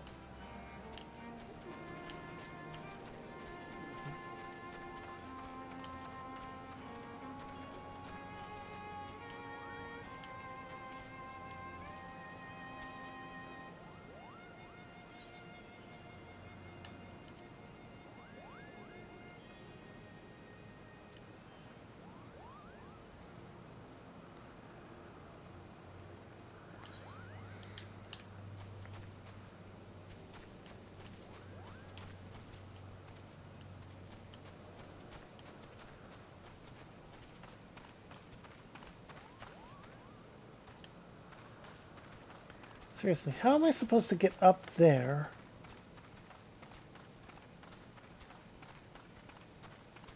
Wait.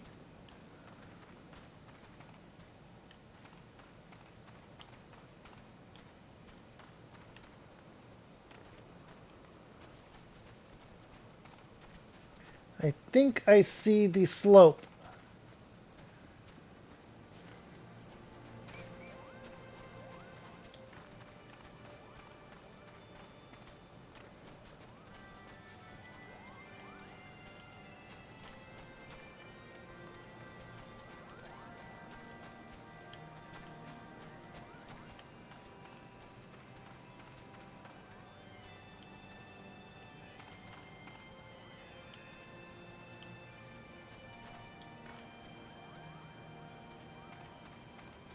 Etherite current there.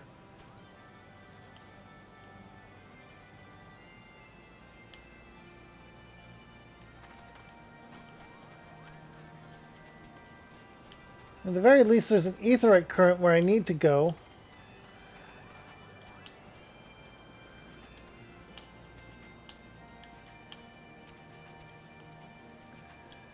I had to figure this out.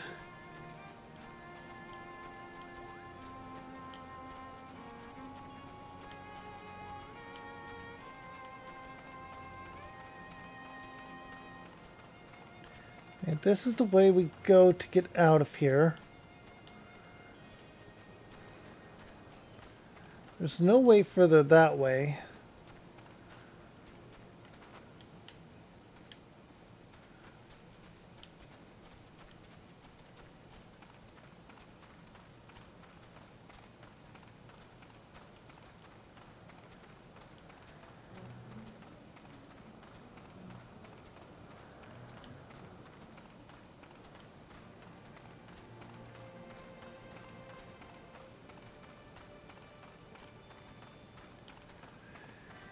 Okay, so if we circle around this way, will it get us anywhere?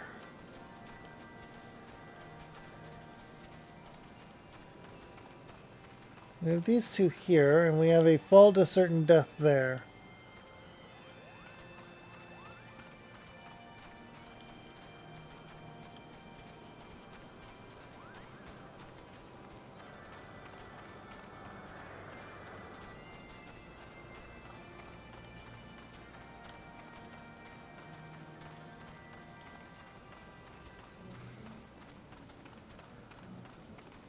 Now if we go this way, what we come across is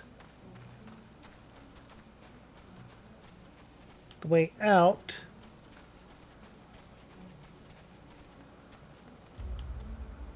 And falls to certain death.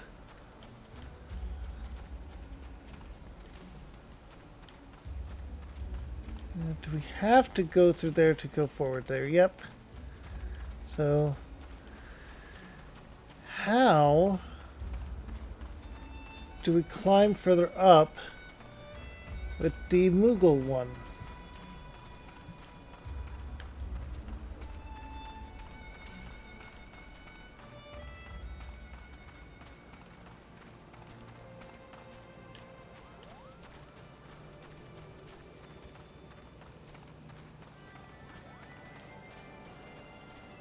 Huh.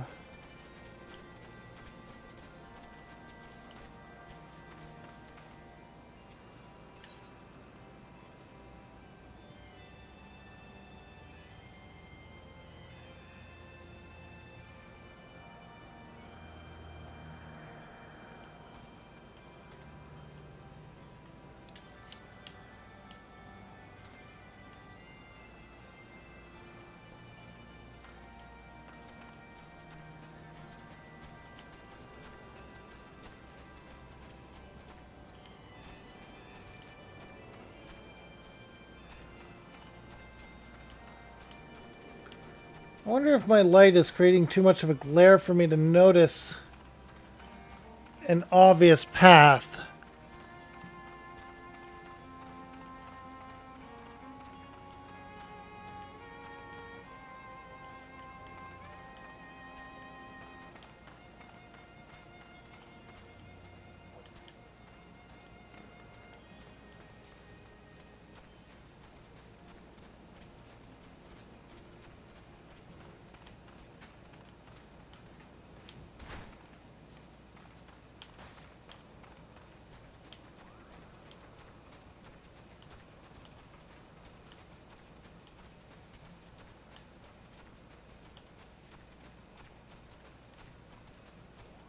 Maybe this way?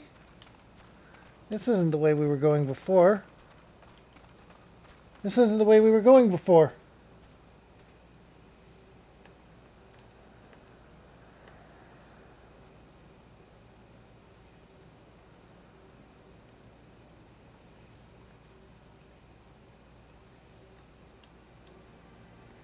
This might be the way.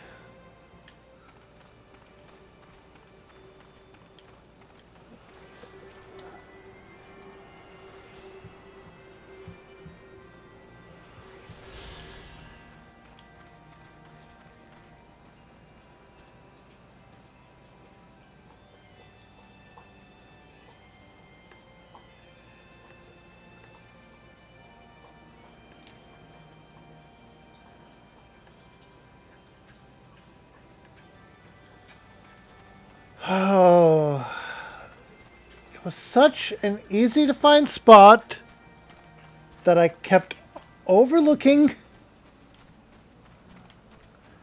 completely.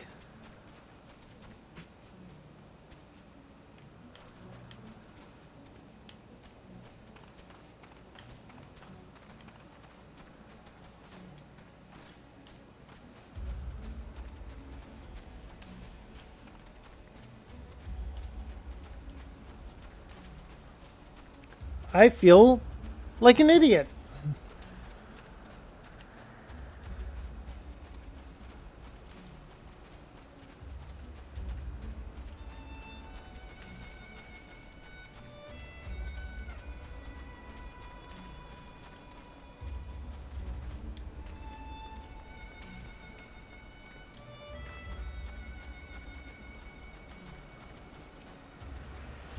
Mogmill.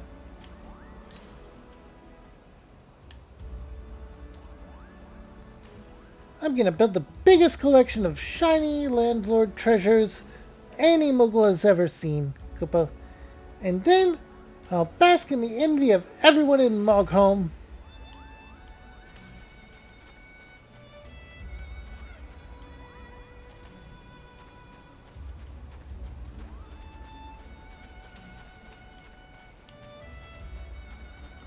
Ah, there it is.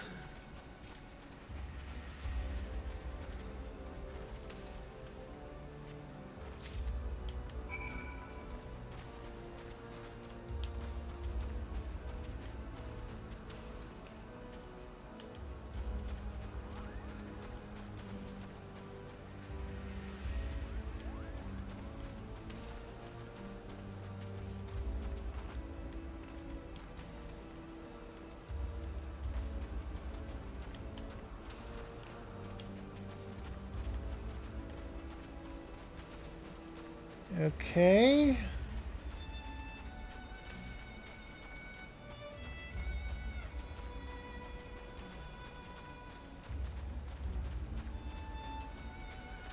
We have completed all 3 of the quests.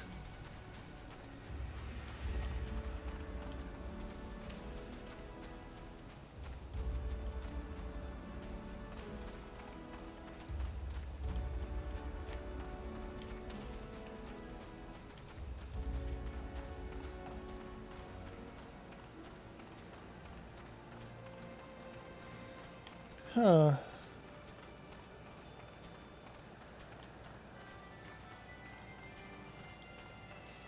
Let's see.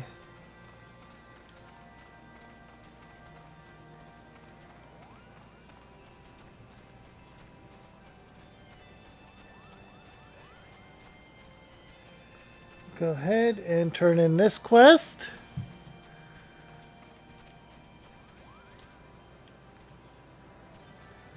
Do you have it, Kapo?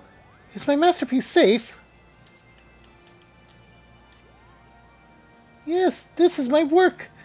Is it not exquisite? I call it Contemplation of Zenith. Or Contemplations of Zenith. Thank you, madam. At last I can exchange my art for those delectable couponuts. Chieftain Moglin will hear of this ferocious steed. Valorous steed, okay. Words can be weirder than what you would expect. Scholar is healer. We're going to grab this. You have completed the trials of trustworthiness. Return to Chieftain Moglin and await his judgment.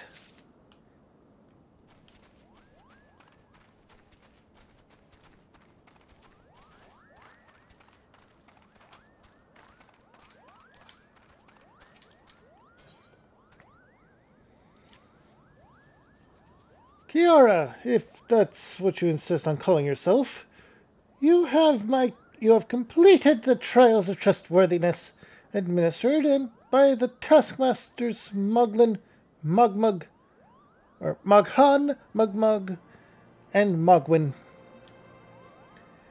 During these grueling tests of character, I closely observed your conduct, as well as that of your companions, and I am decided. Kiara, or Kupo, gather your friends before me now, so that I need not repeat myself needlessly.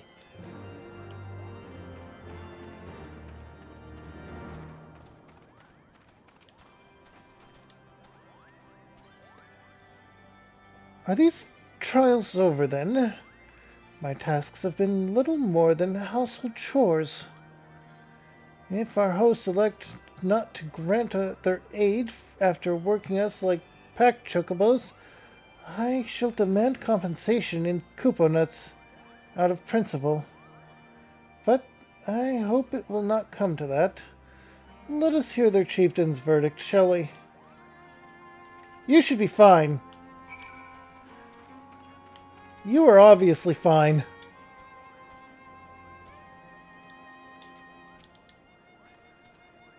Standing here in Mogholm, my thoughts turn invariably to the legend of good King Moogle the 12th and his seat in the heavens.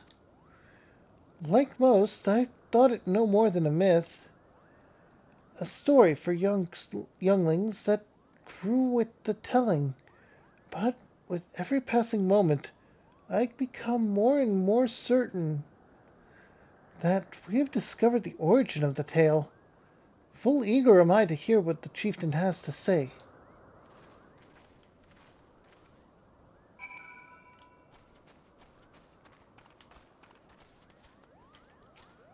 You're definitely going to be fine.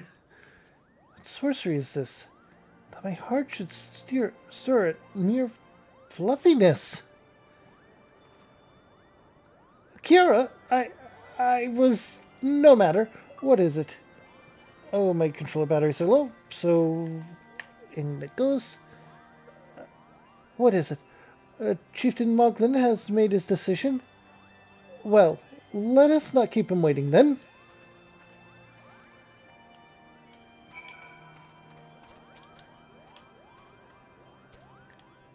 We become such friends, Kupo. My Moogle cousins love to sing and dance just as much as I do. Chieftain Moglin has finally come to his decision, has he? Well, I suppose I'd better flutter over and see him then. You're perfectly fine. The one I'm worried about, the one that concerns me, Estinian, I think you're going to be the problem. How go your trials, Warrior of Light? I myself have been sent on a number of expeditions to chastise the local dragon population. Did not their chieftain wish to avoid inflaming the Travians? Such contradictions aside, our hosts seem entranced by the height of my leap. They compared me to a Mog, a lance-wielding warrior. They compared me to Mog, a lance-wielding Muggle warrior of Eld, who also favored such attacks. That is the Mog from the game in which my favorite Final Fantasy villain exists. and we shall encounter said Mog in my other playthroughs after a time. I personally love this reference, and I'm going to say it a number of times right now because that is a reference that many will overlook, but they are talking about the chocobo or about the Moogle Knight Mog from Final Fantasy VI. Right there.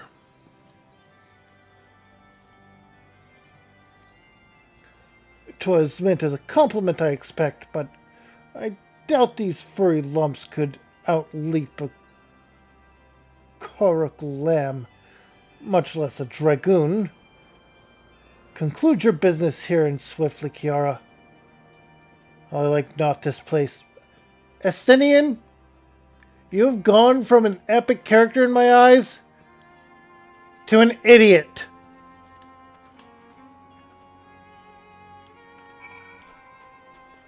You've been slowly going downhill in my judgments throughout this entire adventure, and you have finally reached the moment of you're an idiot.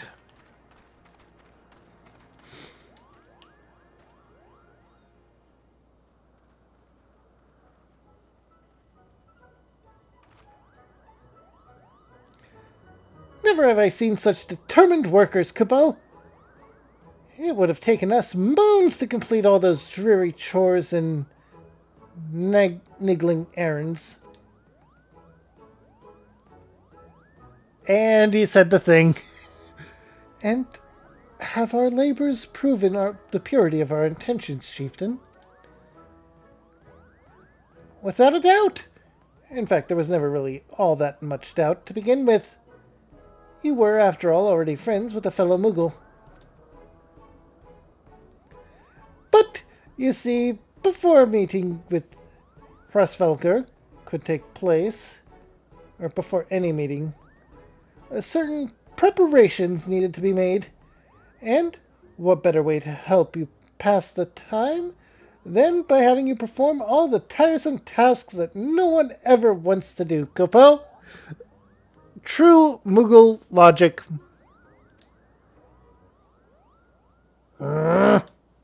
Estinian, don't do it.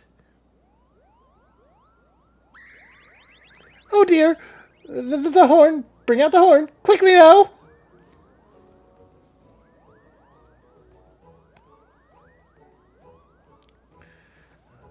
We blow on this wondrous instrument whenever we wish to speak with the great wyrm, Kupo. We haven't perhaps been treating it with the care it deserves of late, and I think Moghan may have sat on it. So we needed some time for cleaning and polishing and straightening. No lasting harm done though. Now you need simply head to Zenith, the worm's dwelling, to the west, and give the horn a good toot. We are in your debt, chieftain. Thanks to your noble gift, we shall finally have a chance to plead our case to Frasvelgar. Yes, or very possibly, yes. But I wouldn't get my hopes up too high, Kupo. The old worm isn't terribly fond of, your concerns are appreciated, but I am quite certain that Hisrelger will welcome our overtures.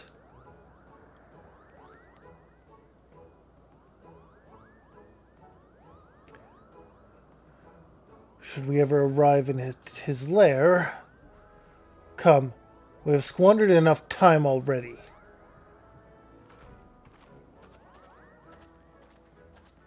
I share your sentiment, Iceheart. I share your sentiment.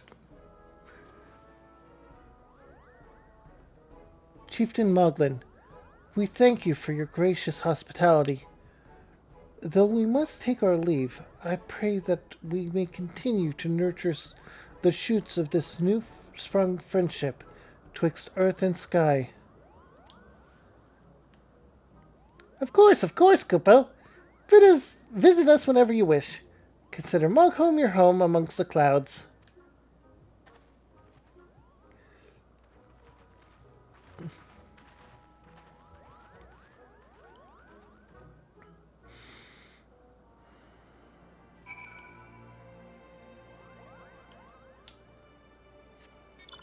Oh, wait, no, you.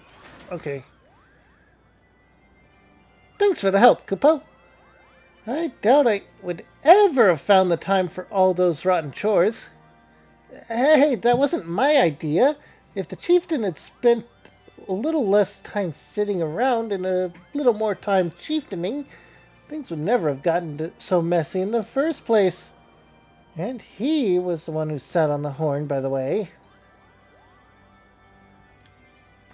But now all the errands are done and the horn is fixed, so all's well that ends well, eh, Kupo?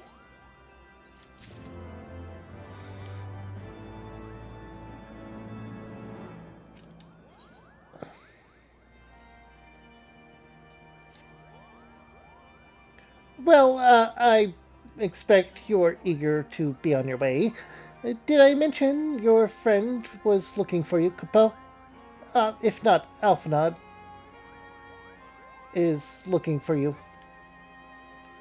I'll be waiting just outside, stretching my wings. Let me know when you're ready to depart.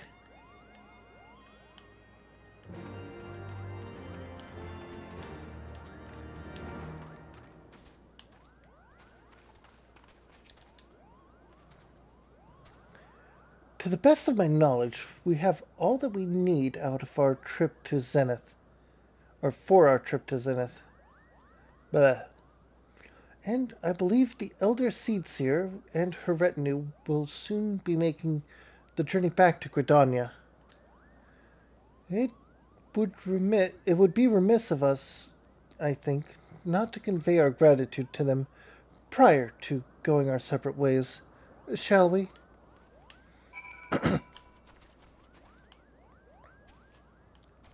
I see only one individual is not in agreement to this, it would seem.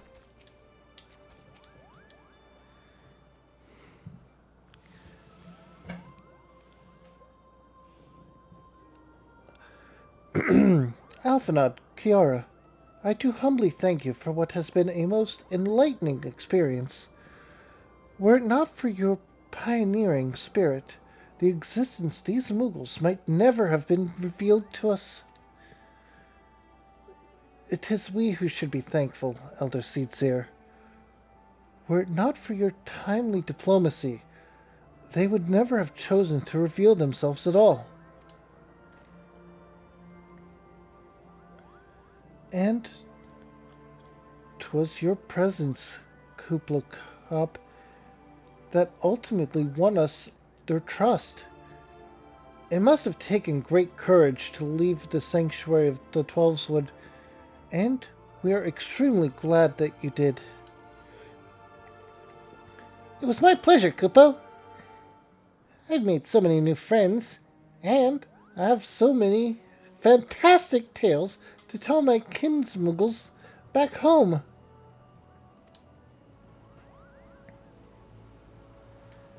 And it is our home that we must now and it is to our home that we must now return. May you ever walk in the light of the crystal, my friends.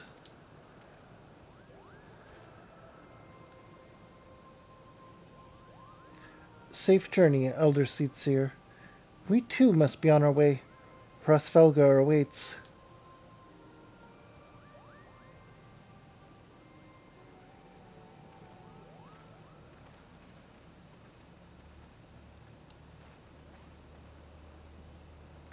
Warrior of Light, pray, attend closely to your companion, Sir Estinian.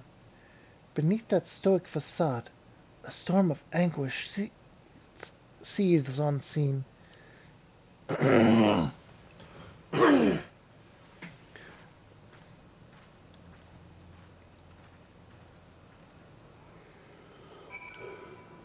I agree.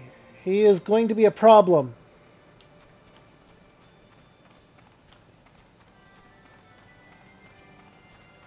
He is definitely going to be a problem.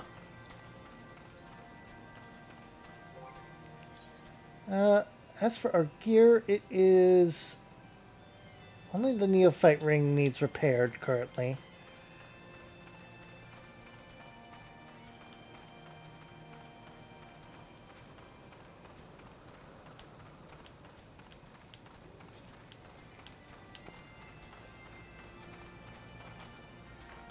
All right.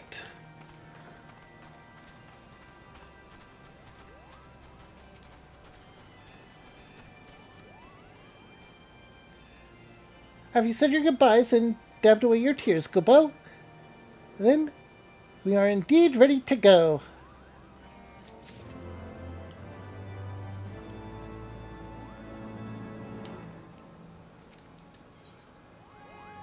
Oh, armor offending, maiming, striking, and scouting. Oh boy, we have gotten quite a few sets. Let's double check our armory chest and under that sort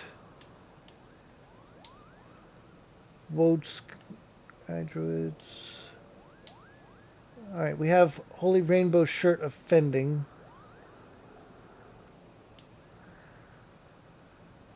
Casting. Mithrite Harlberg of Fending. So we have a 52 and a 50 of armor already.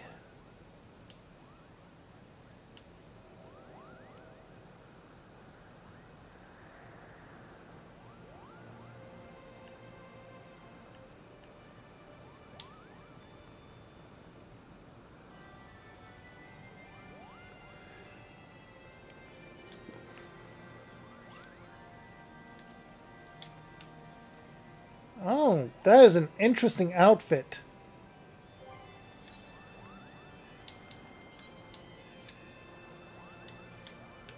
Okay, but all things accounted for this one, we're not going to go with the tank outfit or the tank armor.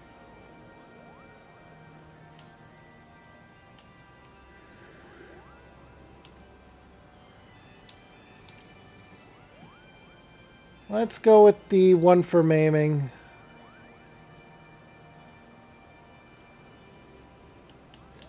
Actually, let's go with the silver pieces. As Chieftain Muglin already explained, the shiny instrument we gave you is the best means of grabbing Frostfelgar's attention. I'll come along and show you the way to the Zenith, or to Zenith. That's the big place where you need to blow the horn. First things first, though, we need to make for Asa. Oh, and watch out for rampaging dragons. Maybe that should have been the first thing, Kupo.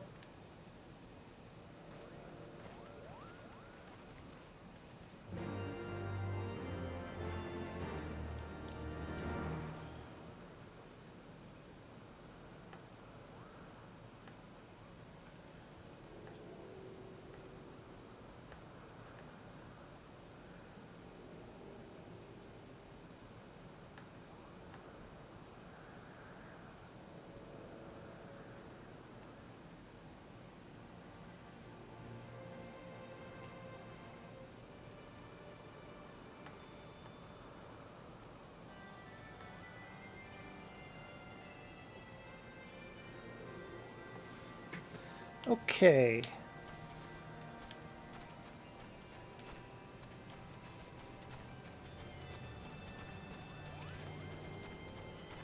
Mogsy, you also have a Aetheryte quest. Good to know.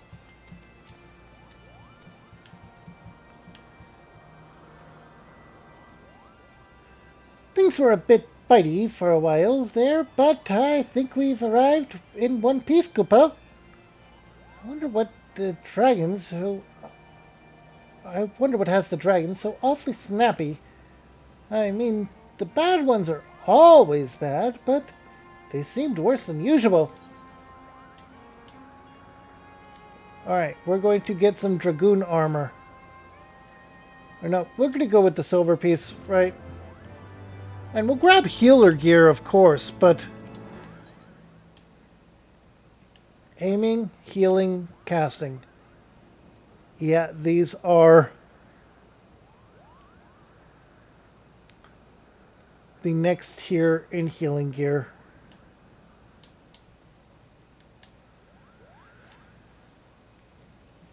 We may have a small problem, Kupo.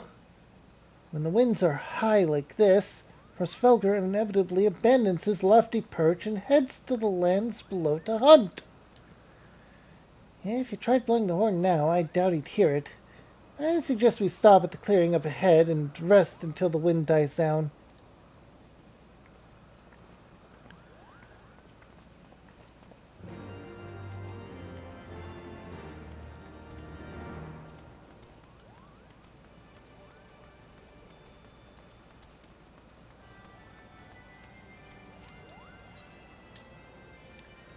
I see.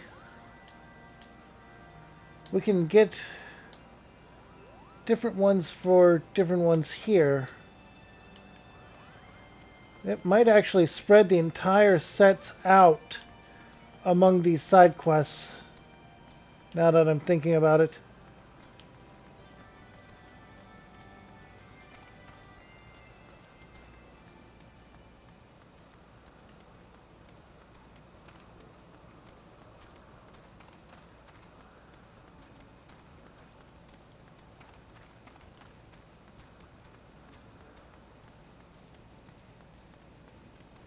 Honestly, I think that the set from Som Al will be the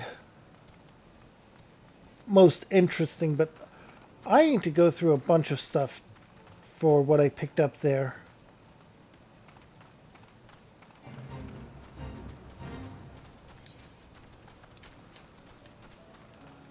And I need to level up a lot of different classes and jobs.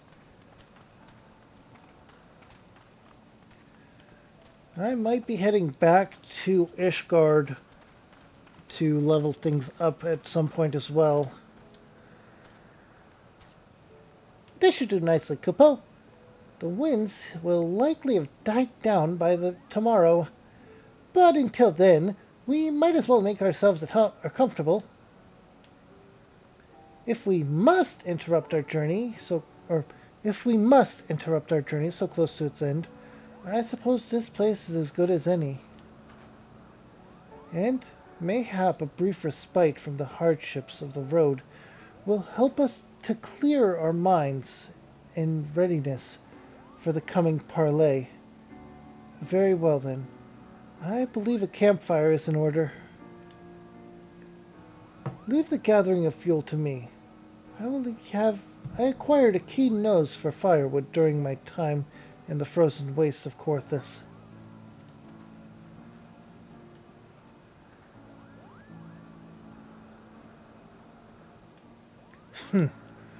Clear our minds. 'Tis Master Alphinaud whose mind needs clearing. The thought of meeting a great worm in the flesh has befuddled the boy. Did you see him stroll away as if these ruins were not crawling with deadly beasts? Follow him, Kiara. See that the wildlife does not make a meal of our young friend. We will have the camp ready by the time you return.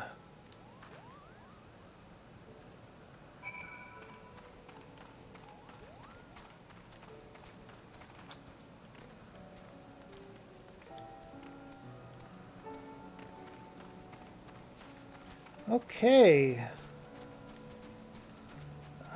He actually has a point.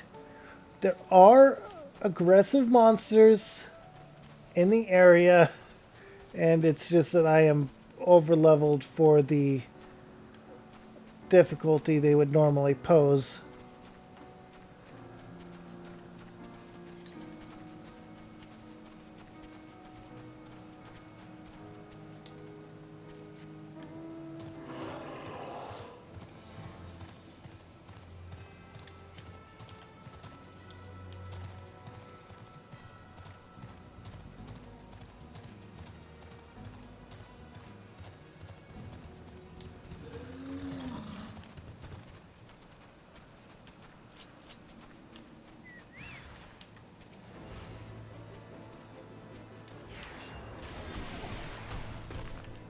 A tree dragon?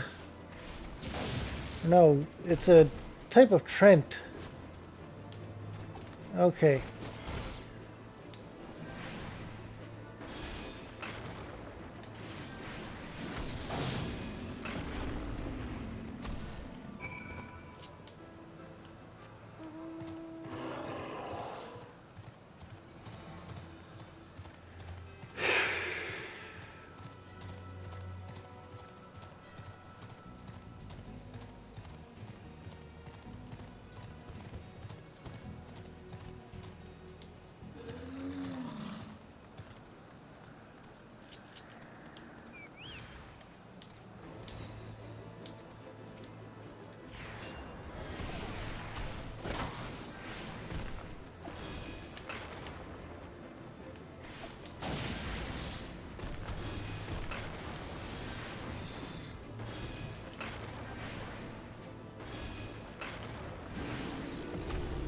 There we go.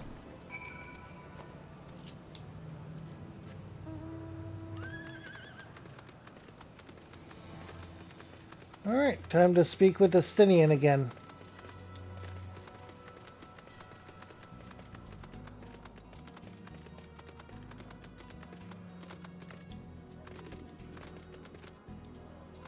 Alright, up here.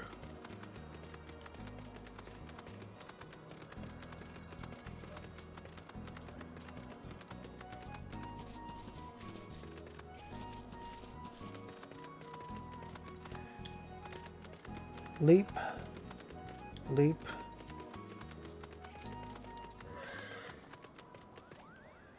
I see. I was right to worry about the boy's safety.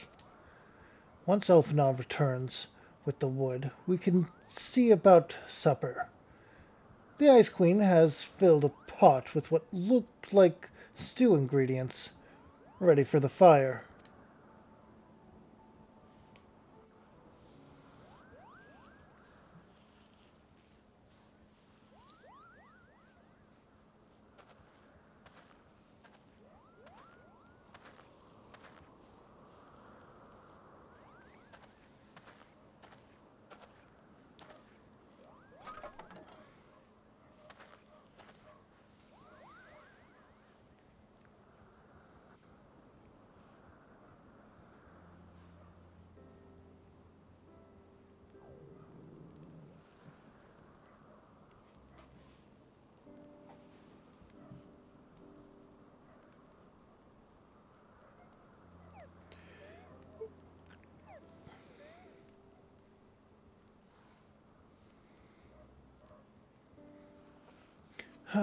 Few things compare to the simple pleasure of sitting beside a crackling campfire of one's own making. Ha! So speaks the great explorer. Until recently you wouldn't have recognized firewood if it came with kindling and flint. 'Tis well you instructed me so patiently then. But, yes, left to my own devices, I would have been compelled to signal Isale with a pile of damp leaves.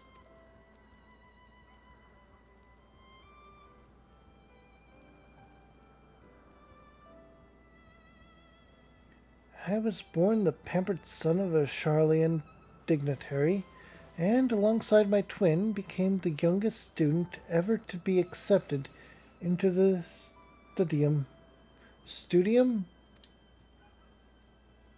How proud I was to match wits with scholars and philosophers, how ignorant of mine own shortcomings, that the hubris invited manipulation and betrayal, and led to the downfall of the Scions.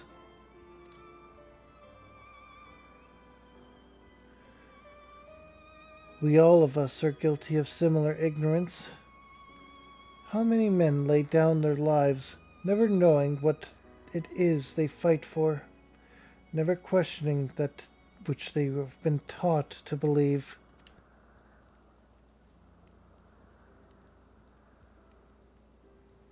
'Twas only upon meeting Hrosvelgar that I learned the truth hidden within our history. Were it not for that chance encounter, I would have ever vowed to tear down the or I would never have vowed to tear down the Holy See and exchange the falsehoods which lie in with which it fans the flames of conflict. I would have lived and died in ignorance. That is the truth, or that the truth has driven me to do such things, or to do terrible things, I cannot deny. But I would rather sin in pursuit of peace than imagine myself virtuous for perpetuating a needless war. If this journey has taught me anything, it is the importance and difficulty of holding to one's convictions in the face of failure, of striving always to replace one's ignorance with knowledge.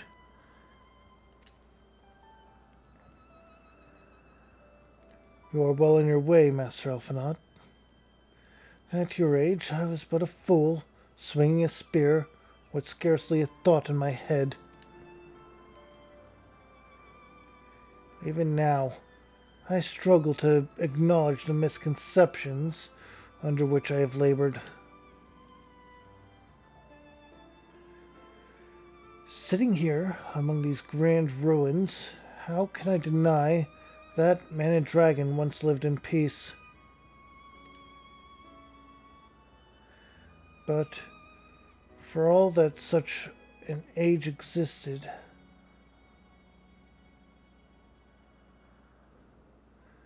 we are now in a time of war. Nidhogg killed my family, and no quirk of history will exonerate him. I may be ignorant of how the Dragonsong War began, but if we do not put an end to this conflict now, I can say for certain that it will only breed more vengeful souls such as mine. It was still Estinian that was talking.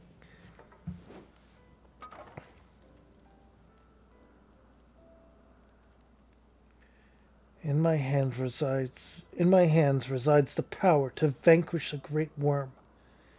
If Ishgard's survival rests on me wielding that power, I will slay Nidhogg myself, orders or no. Estinian, you gave your word. My word is contingent upon the success of our parley. Show me the strength of your conviction, Lady Iceheart. Convince Hrosvelgar of the righteousness of your cause.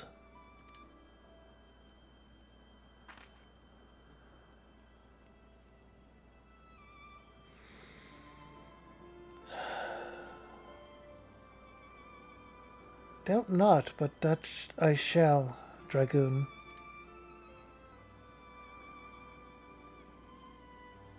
Well, wind's willing, we shall have our answer on the morrow. Let us sleep now, and face our fate with the rising sun.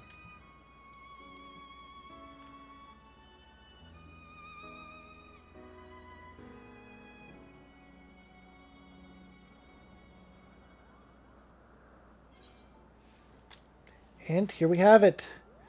Time to grab healing gear.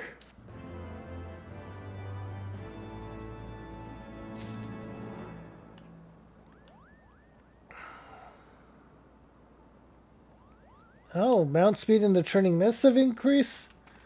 Okay. Alright.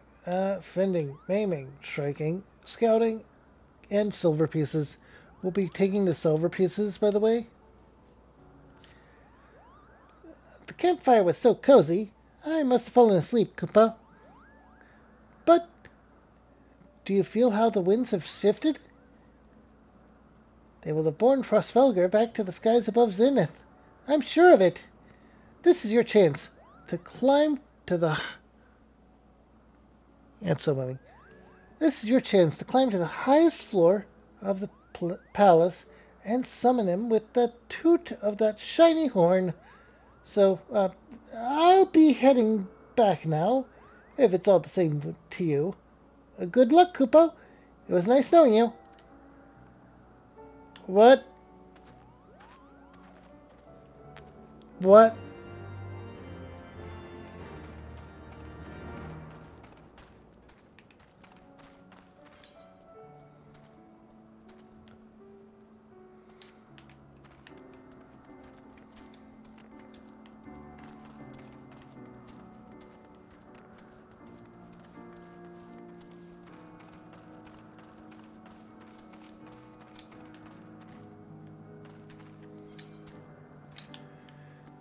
Okay. That wasn't ominous at all. Well, anyway.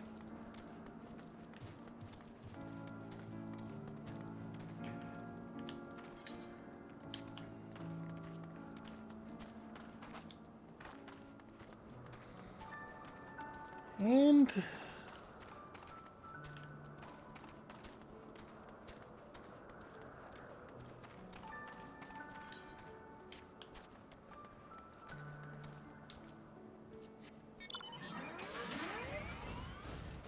yeah, it is faster. Okay.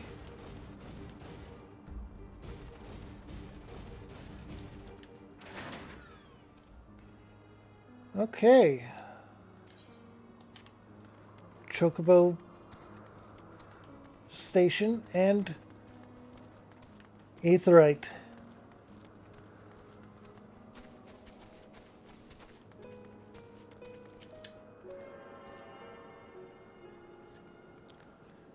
Okay.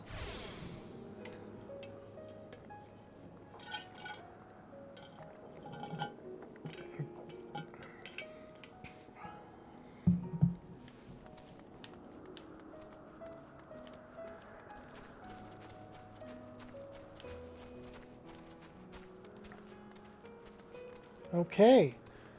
Me and my Chocobo are going to go up the stairs. Or up the ramp.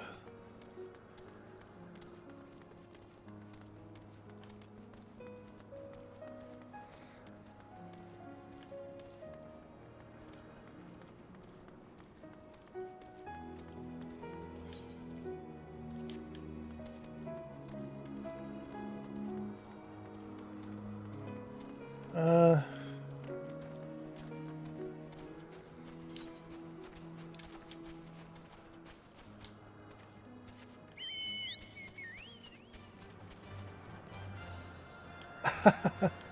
okay.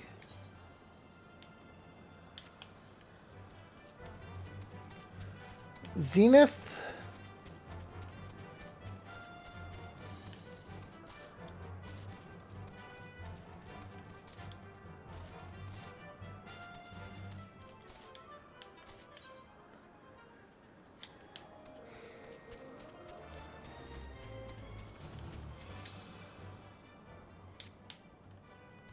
I'm checking for any etherite or ether currents.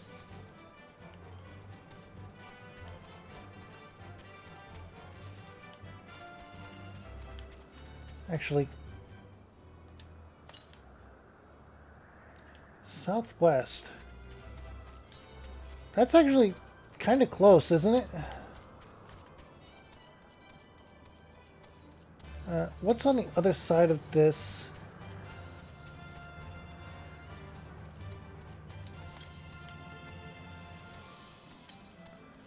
Yeah, it might actually be...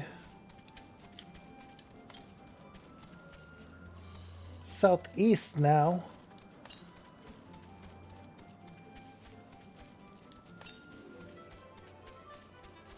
Northeast.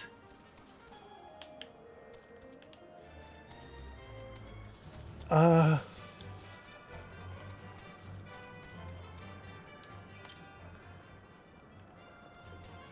Directly to the west. It's up there, isn't it?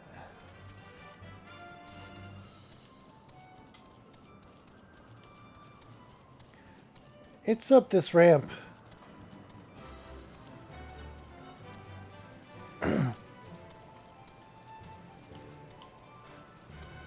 All right. This is good.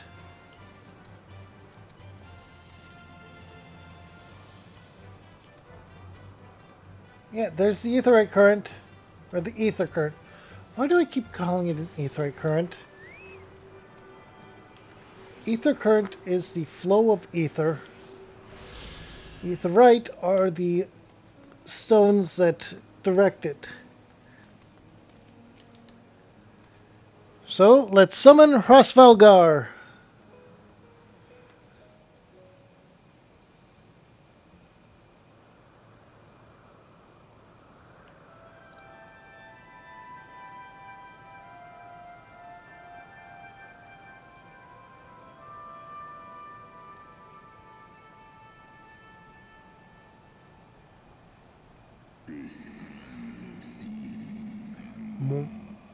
Mortals, why do you disturb my solitude?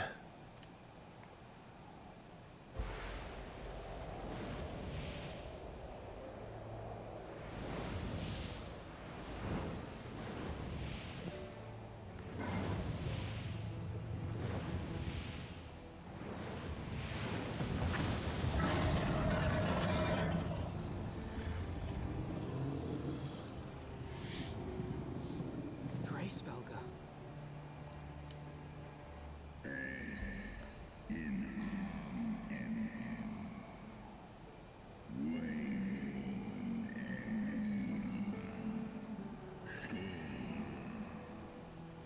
Thou speakest the name of a creature that but awaketh to release, or awaketh the release of oblivion. Leave me. By the 12. Mine ears hear the tongue of dragons, yet the meaning rings clear within my mind. How can that be? So we don't need to translate for him. Helga, do you not remember me? 'Twas I whom you found in Dravania. I who glimpsed the truth. The truth about your past. About Shiva.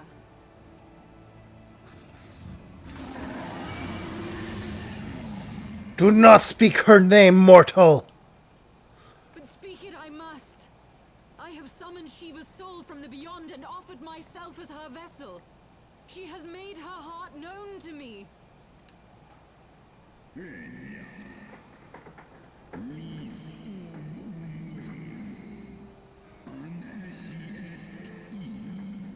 Foolish girl, thinkest thou my beloved spirit hath descended from the heavens?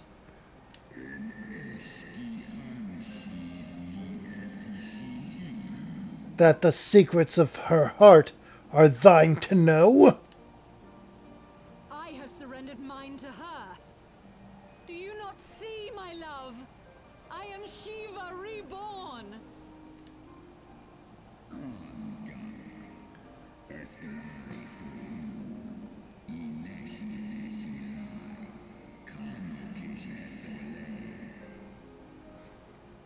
Gullible fool. The light but illuminated the past for thee. It did not grant thee omniscience.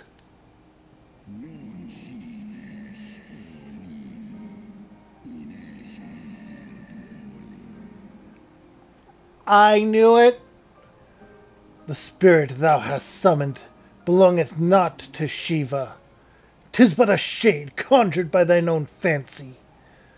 This is very important. So primals are not the beings themselves, but the summoner's perception of that being.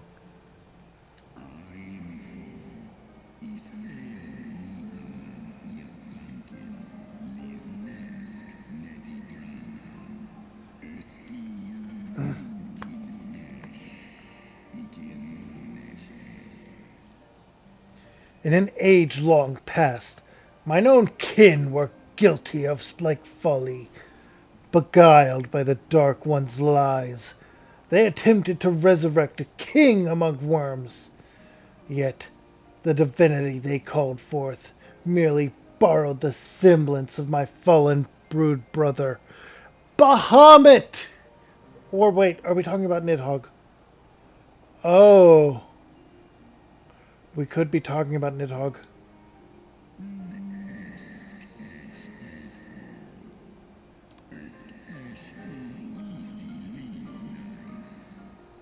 Such gods are not summoned, but created, phantoms spun from the threads of misplaced faith. Then the spirit that answered me.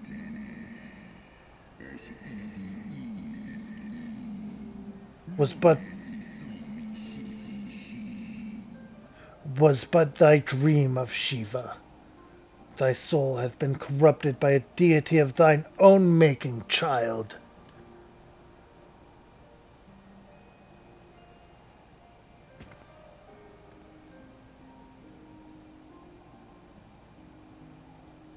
Be that as it may, Lord Hraesvelga, Izel's desire to heal the rift between man and dragon is real, and it has borne us this far.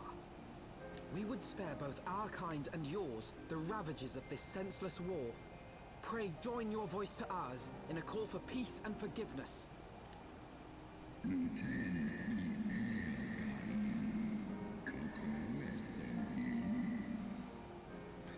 The tale of thine kind, or thy kind, is one of avarice, treachery, and death.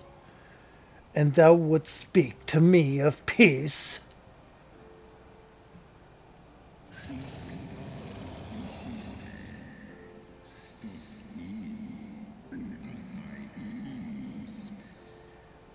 Hark thee, mortal, to the naked truth, and tell me thou deservest forgiveness.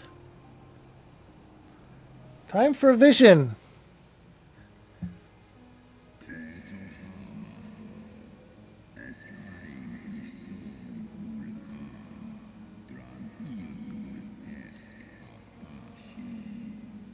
"1,200 years ago, my beloved Shiva's sacrifice served to bring an end to the war twixt man and dragon, paving the way for an age of peace and cooperation.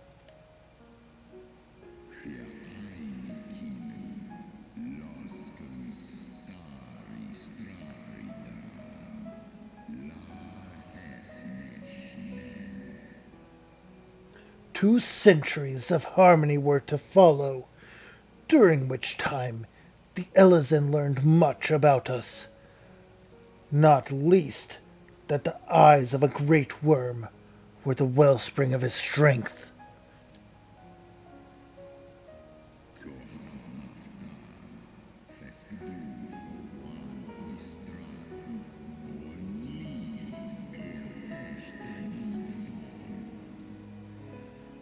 "'Twas out of this selfish desire to possess this strength that King Theoden then conspired to undo all that our people had achieved together.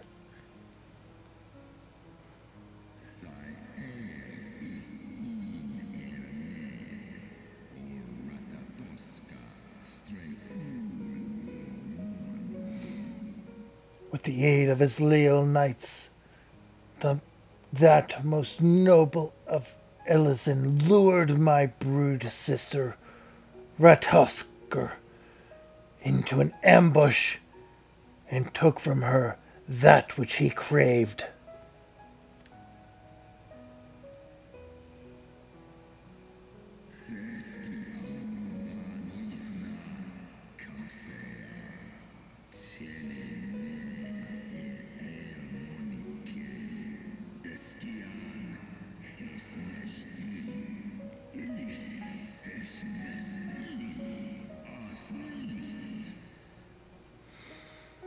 Fain would I strike the image from my mind, yet still the scene doth linger, of my brood sister's tattered corpse, defiled by her Elysian allies.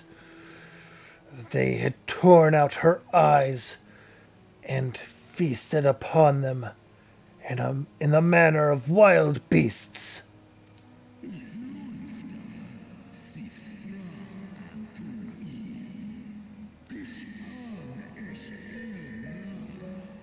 Yet that was not all, for from their bloody banquet the fiends had gained strength beyond that of mortal men.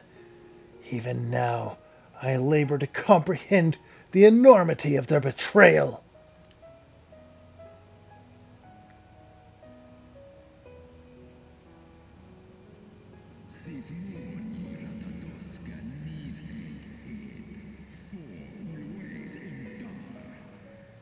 Nidhogg was the first to learn of the atrocity, and he took to the skies, hungry for vengeance.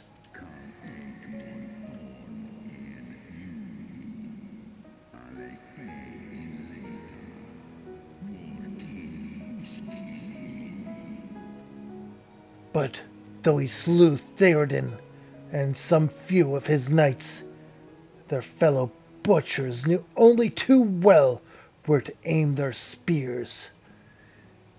And with now practiced savagery, they set about my brood brother, sending him falling from the field, or fleeing from the field.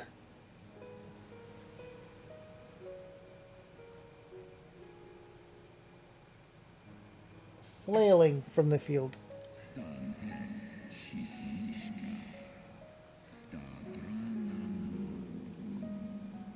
Such is the truth that Holy Sea would keep hidden. Such was the beginning of the Dragon Song War.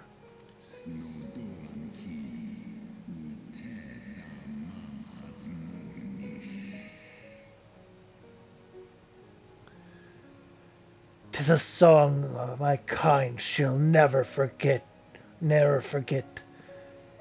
E'en should 10,000 years pass and Ishgard crumble to dust.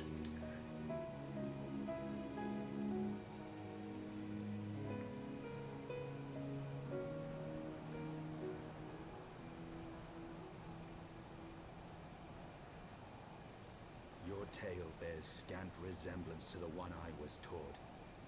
How convenient that it should absolve your kind of all responsibility.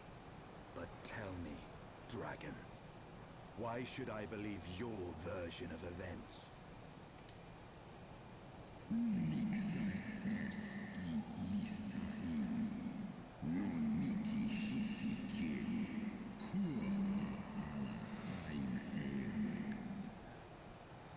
What thou choosest to believe is immaterial. The betrayal that yet haunts mine every waking moment is no less than truth to my kind. Or than the truth to my kind. Okay.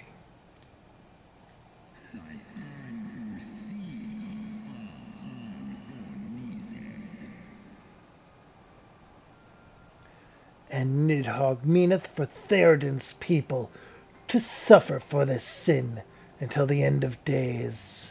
Till the end of days.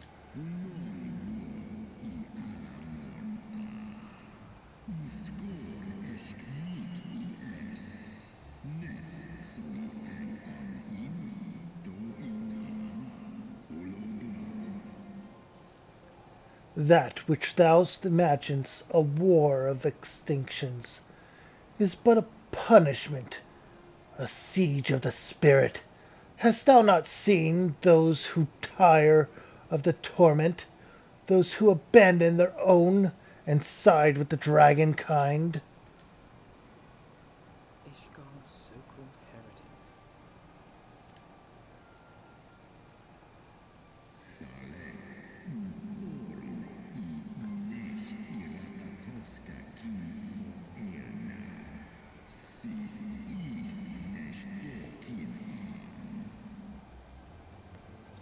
Know that all the traitor's progeny bear a trace of Rathosker's essence, but a single sip of our blood is enough to awaken it. Then the seed lies within us.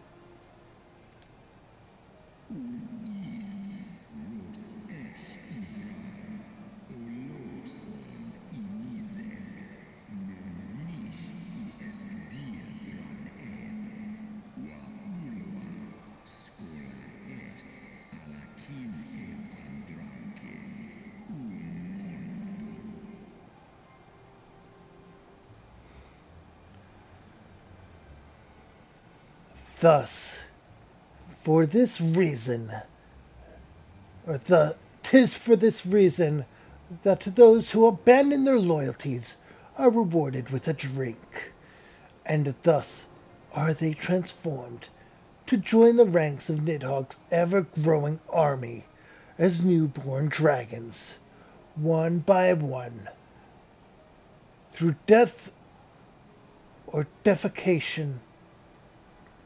My brood brother shall account for all the betrayer's children.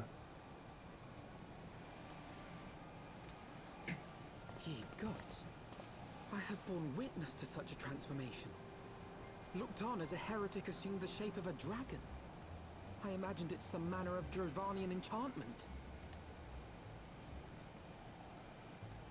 But if any Ishgardian, regardless of allegiance, has such potential within them, 12 forgive us. To think of all the dragons we've slain.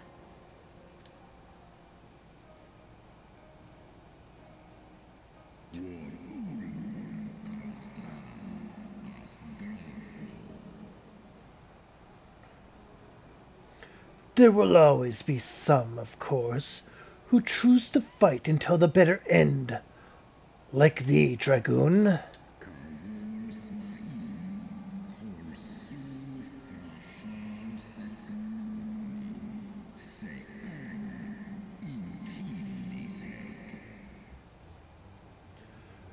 But, struggle as thou might, thy youthful vigor will be spent ere you reachest 210, and Nidhogg shall remain to torment thine offspring. Oft have I wondered why Nidhogg did not simply raze Ishgard to the ground. Now I have my answer. He has no intention of winning the Dragonsong War, for it is no war at all, but vengeance, an eternal requiem sung for his murdered sister.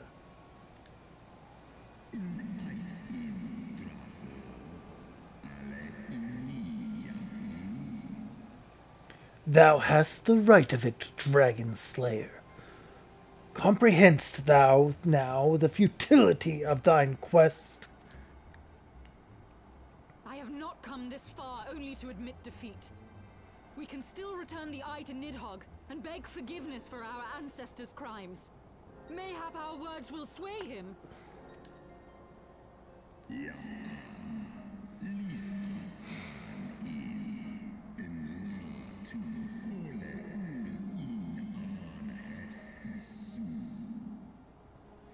Stubborn child, thou thinkest in mortal terms.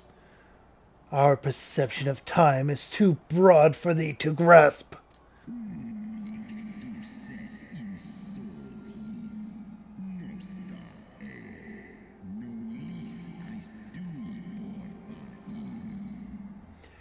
"'Tis a simple matter for thee to offer thine apologies.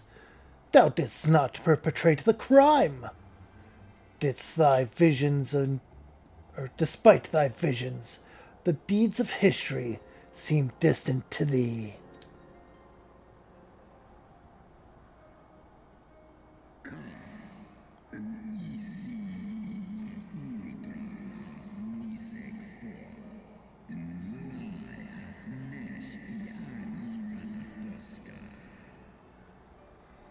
For a worm such as Nidhogg, however, that history is yet part of his present, as fresh as the blood that did gush from Rathosker's wounds. How could he not be driven mad?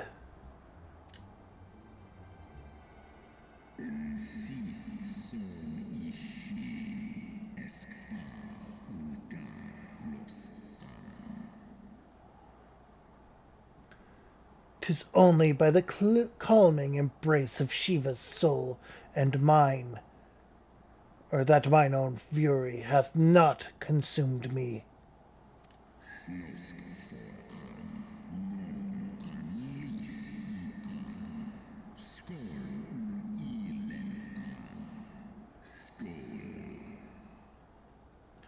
But let us speak no more of what is done.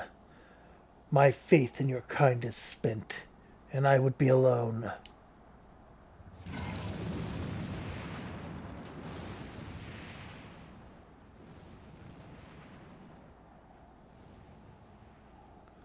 Okay.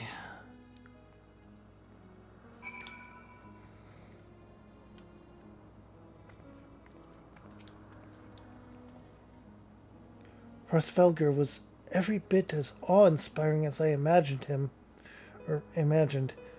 His voice fairly dripped with power. The will behind his words so undeniable that it transcended my ignorance of the dragon's tongue. 'Tis a pity that I misliked what he said.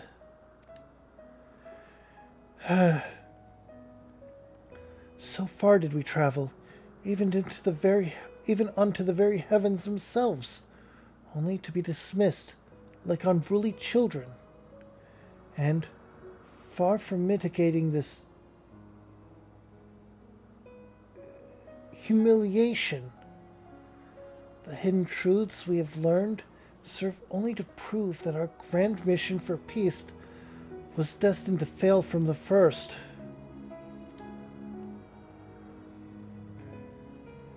Nothing will deter Nidhogg from his course.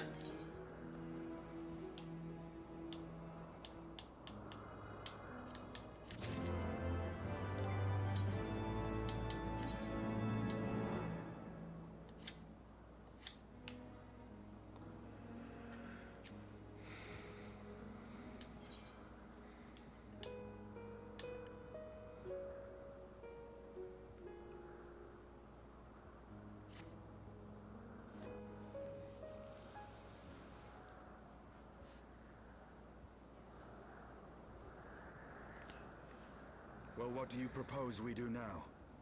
I, for one, am intent on continuing to the east. What is there to be found in the east? Nidhogg's lair, the Eyrie, is said to lie in that direction. And the eye tells me he is near. You cannot still mean to slay him. You cannot still mean to stop me. I have been true to my word, and aided you in this fool's errand with Hraesvelgr. But your efforts at parley have come to naught, Lady Iceheart. I would see Ishgard saved, and for that, Nidhogg must die. With the tale of our ancestors' vile betrayal yet ringing in your ears, you speak of continuing this war? Hraesvelgr just proved that it was no war to begin with. Nay, lady. I would but pierce its vengeful heart. When Nidhogg dies, this war shall die with him. A moment, Estinian. You yourself spoke of the Great Wyrm's strength, that you believed him powerful enough to raise your city to the ground. How then are we few to challenge him? Even behind the stout walls of Ishgard, with an army of knights manning the defenses, our victory would be hard won. Yet you propose to contend with the beast in his own lair. In close combat, this will afford us an advantage. And if the tales are true, the Warrior of Light has bested many an invincible foe. But such speculation is meaningless if we cannot even find the worm. Our first task must be to seek out Nidhogg's lair. The story of this nation grows bloodier by the moment. Must death always be answered with more of the same?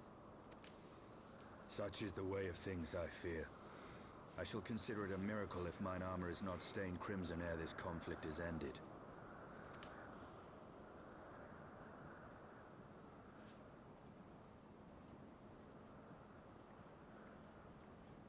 I should be blinded by my own lies.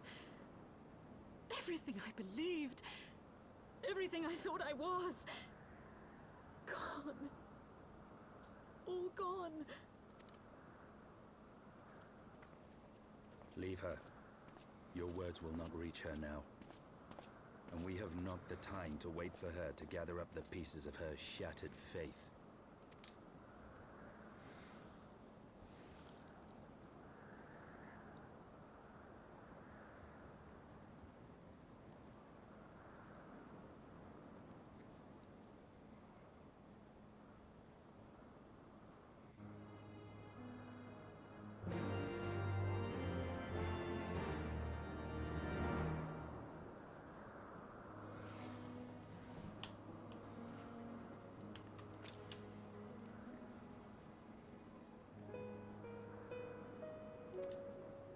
Yep, our words will not reach her. And I hope everyone enjoyed today's stream. I hope you had a wonderful day, night, evening, whatever you're up to, whenever you're up to it, wherever you're up to it, however you're up to it, and whoever you're up to it with. If you enjoyed my content here on Twitch, make sure to drop a follow and hit that bell for notifications. If you enjoyed it on YouTube as a VOD, make sure to drop a like, comment, and subscribe down below. Hit the bell for notifications, and check out my channel here in the middle. If you're not sure where to start, over here is a playlist where I play an entirely different game. Go ahead and start from that. If my stuff wasn't for you, but you stuck around anyway, here's a video YouTube thinks you will like. Watch it and enjoy. Have a good one, everyone. Bye.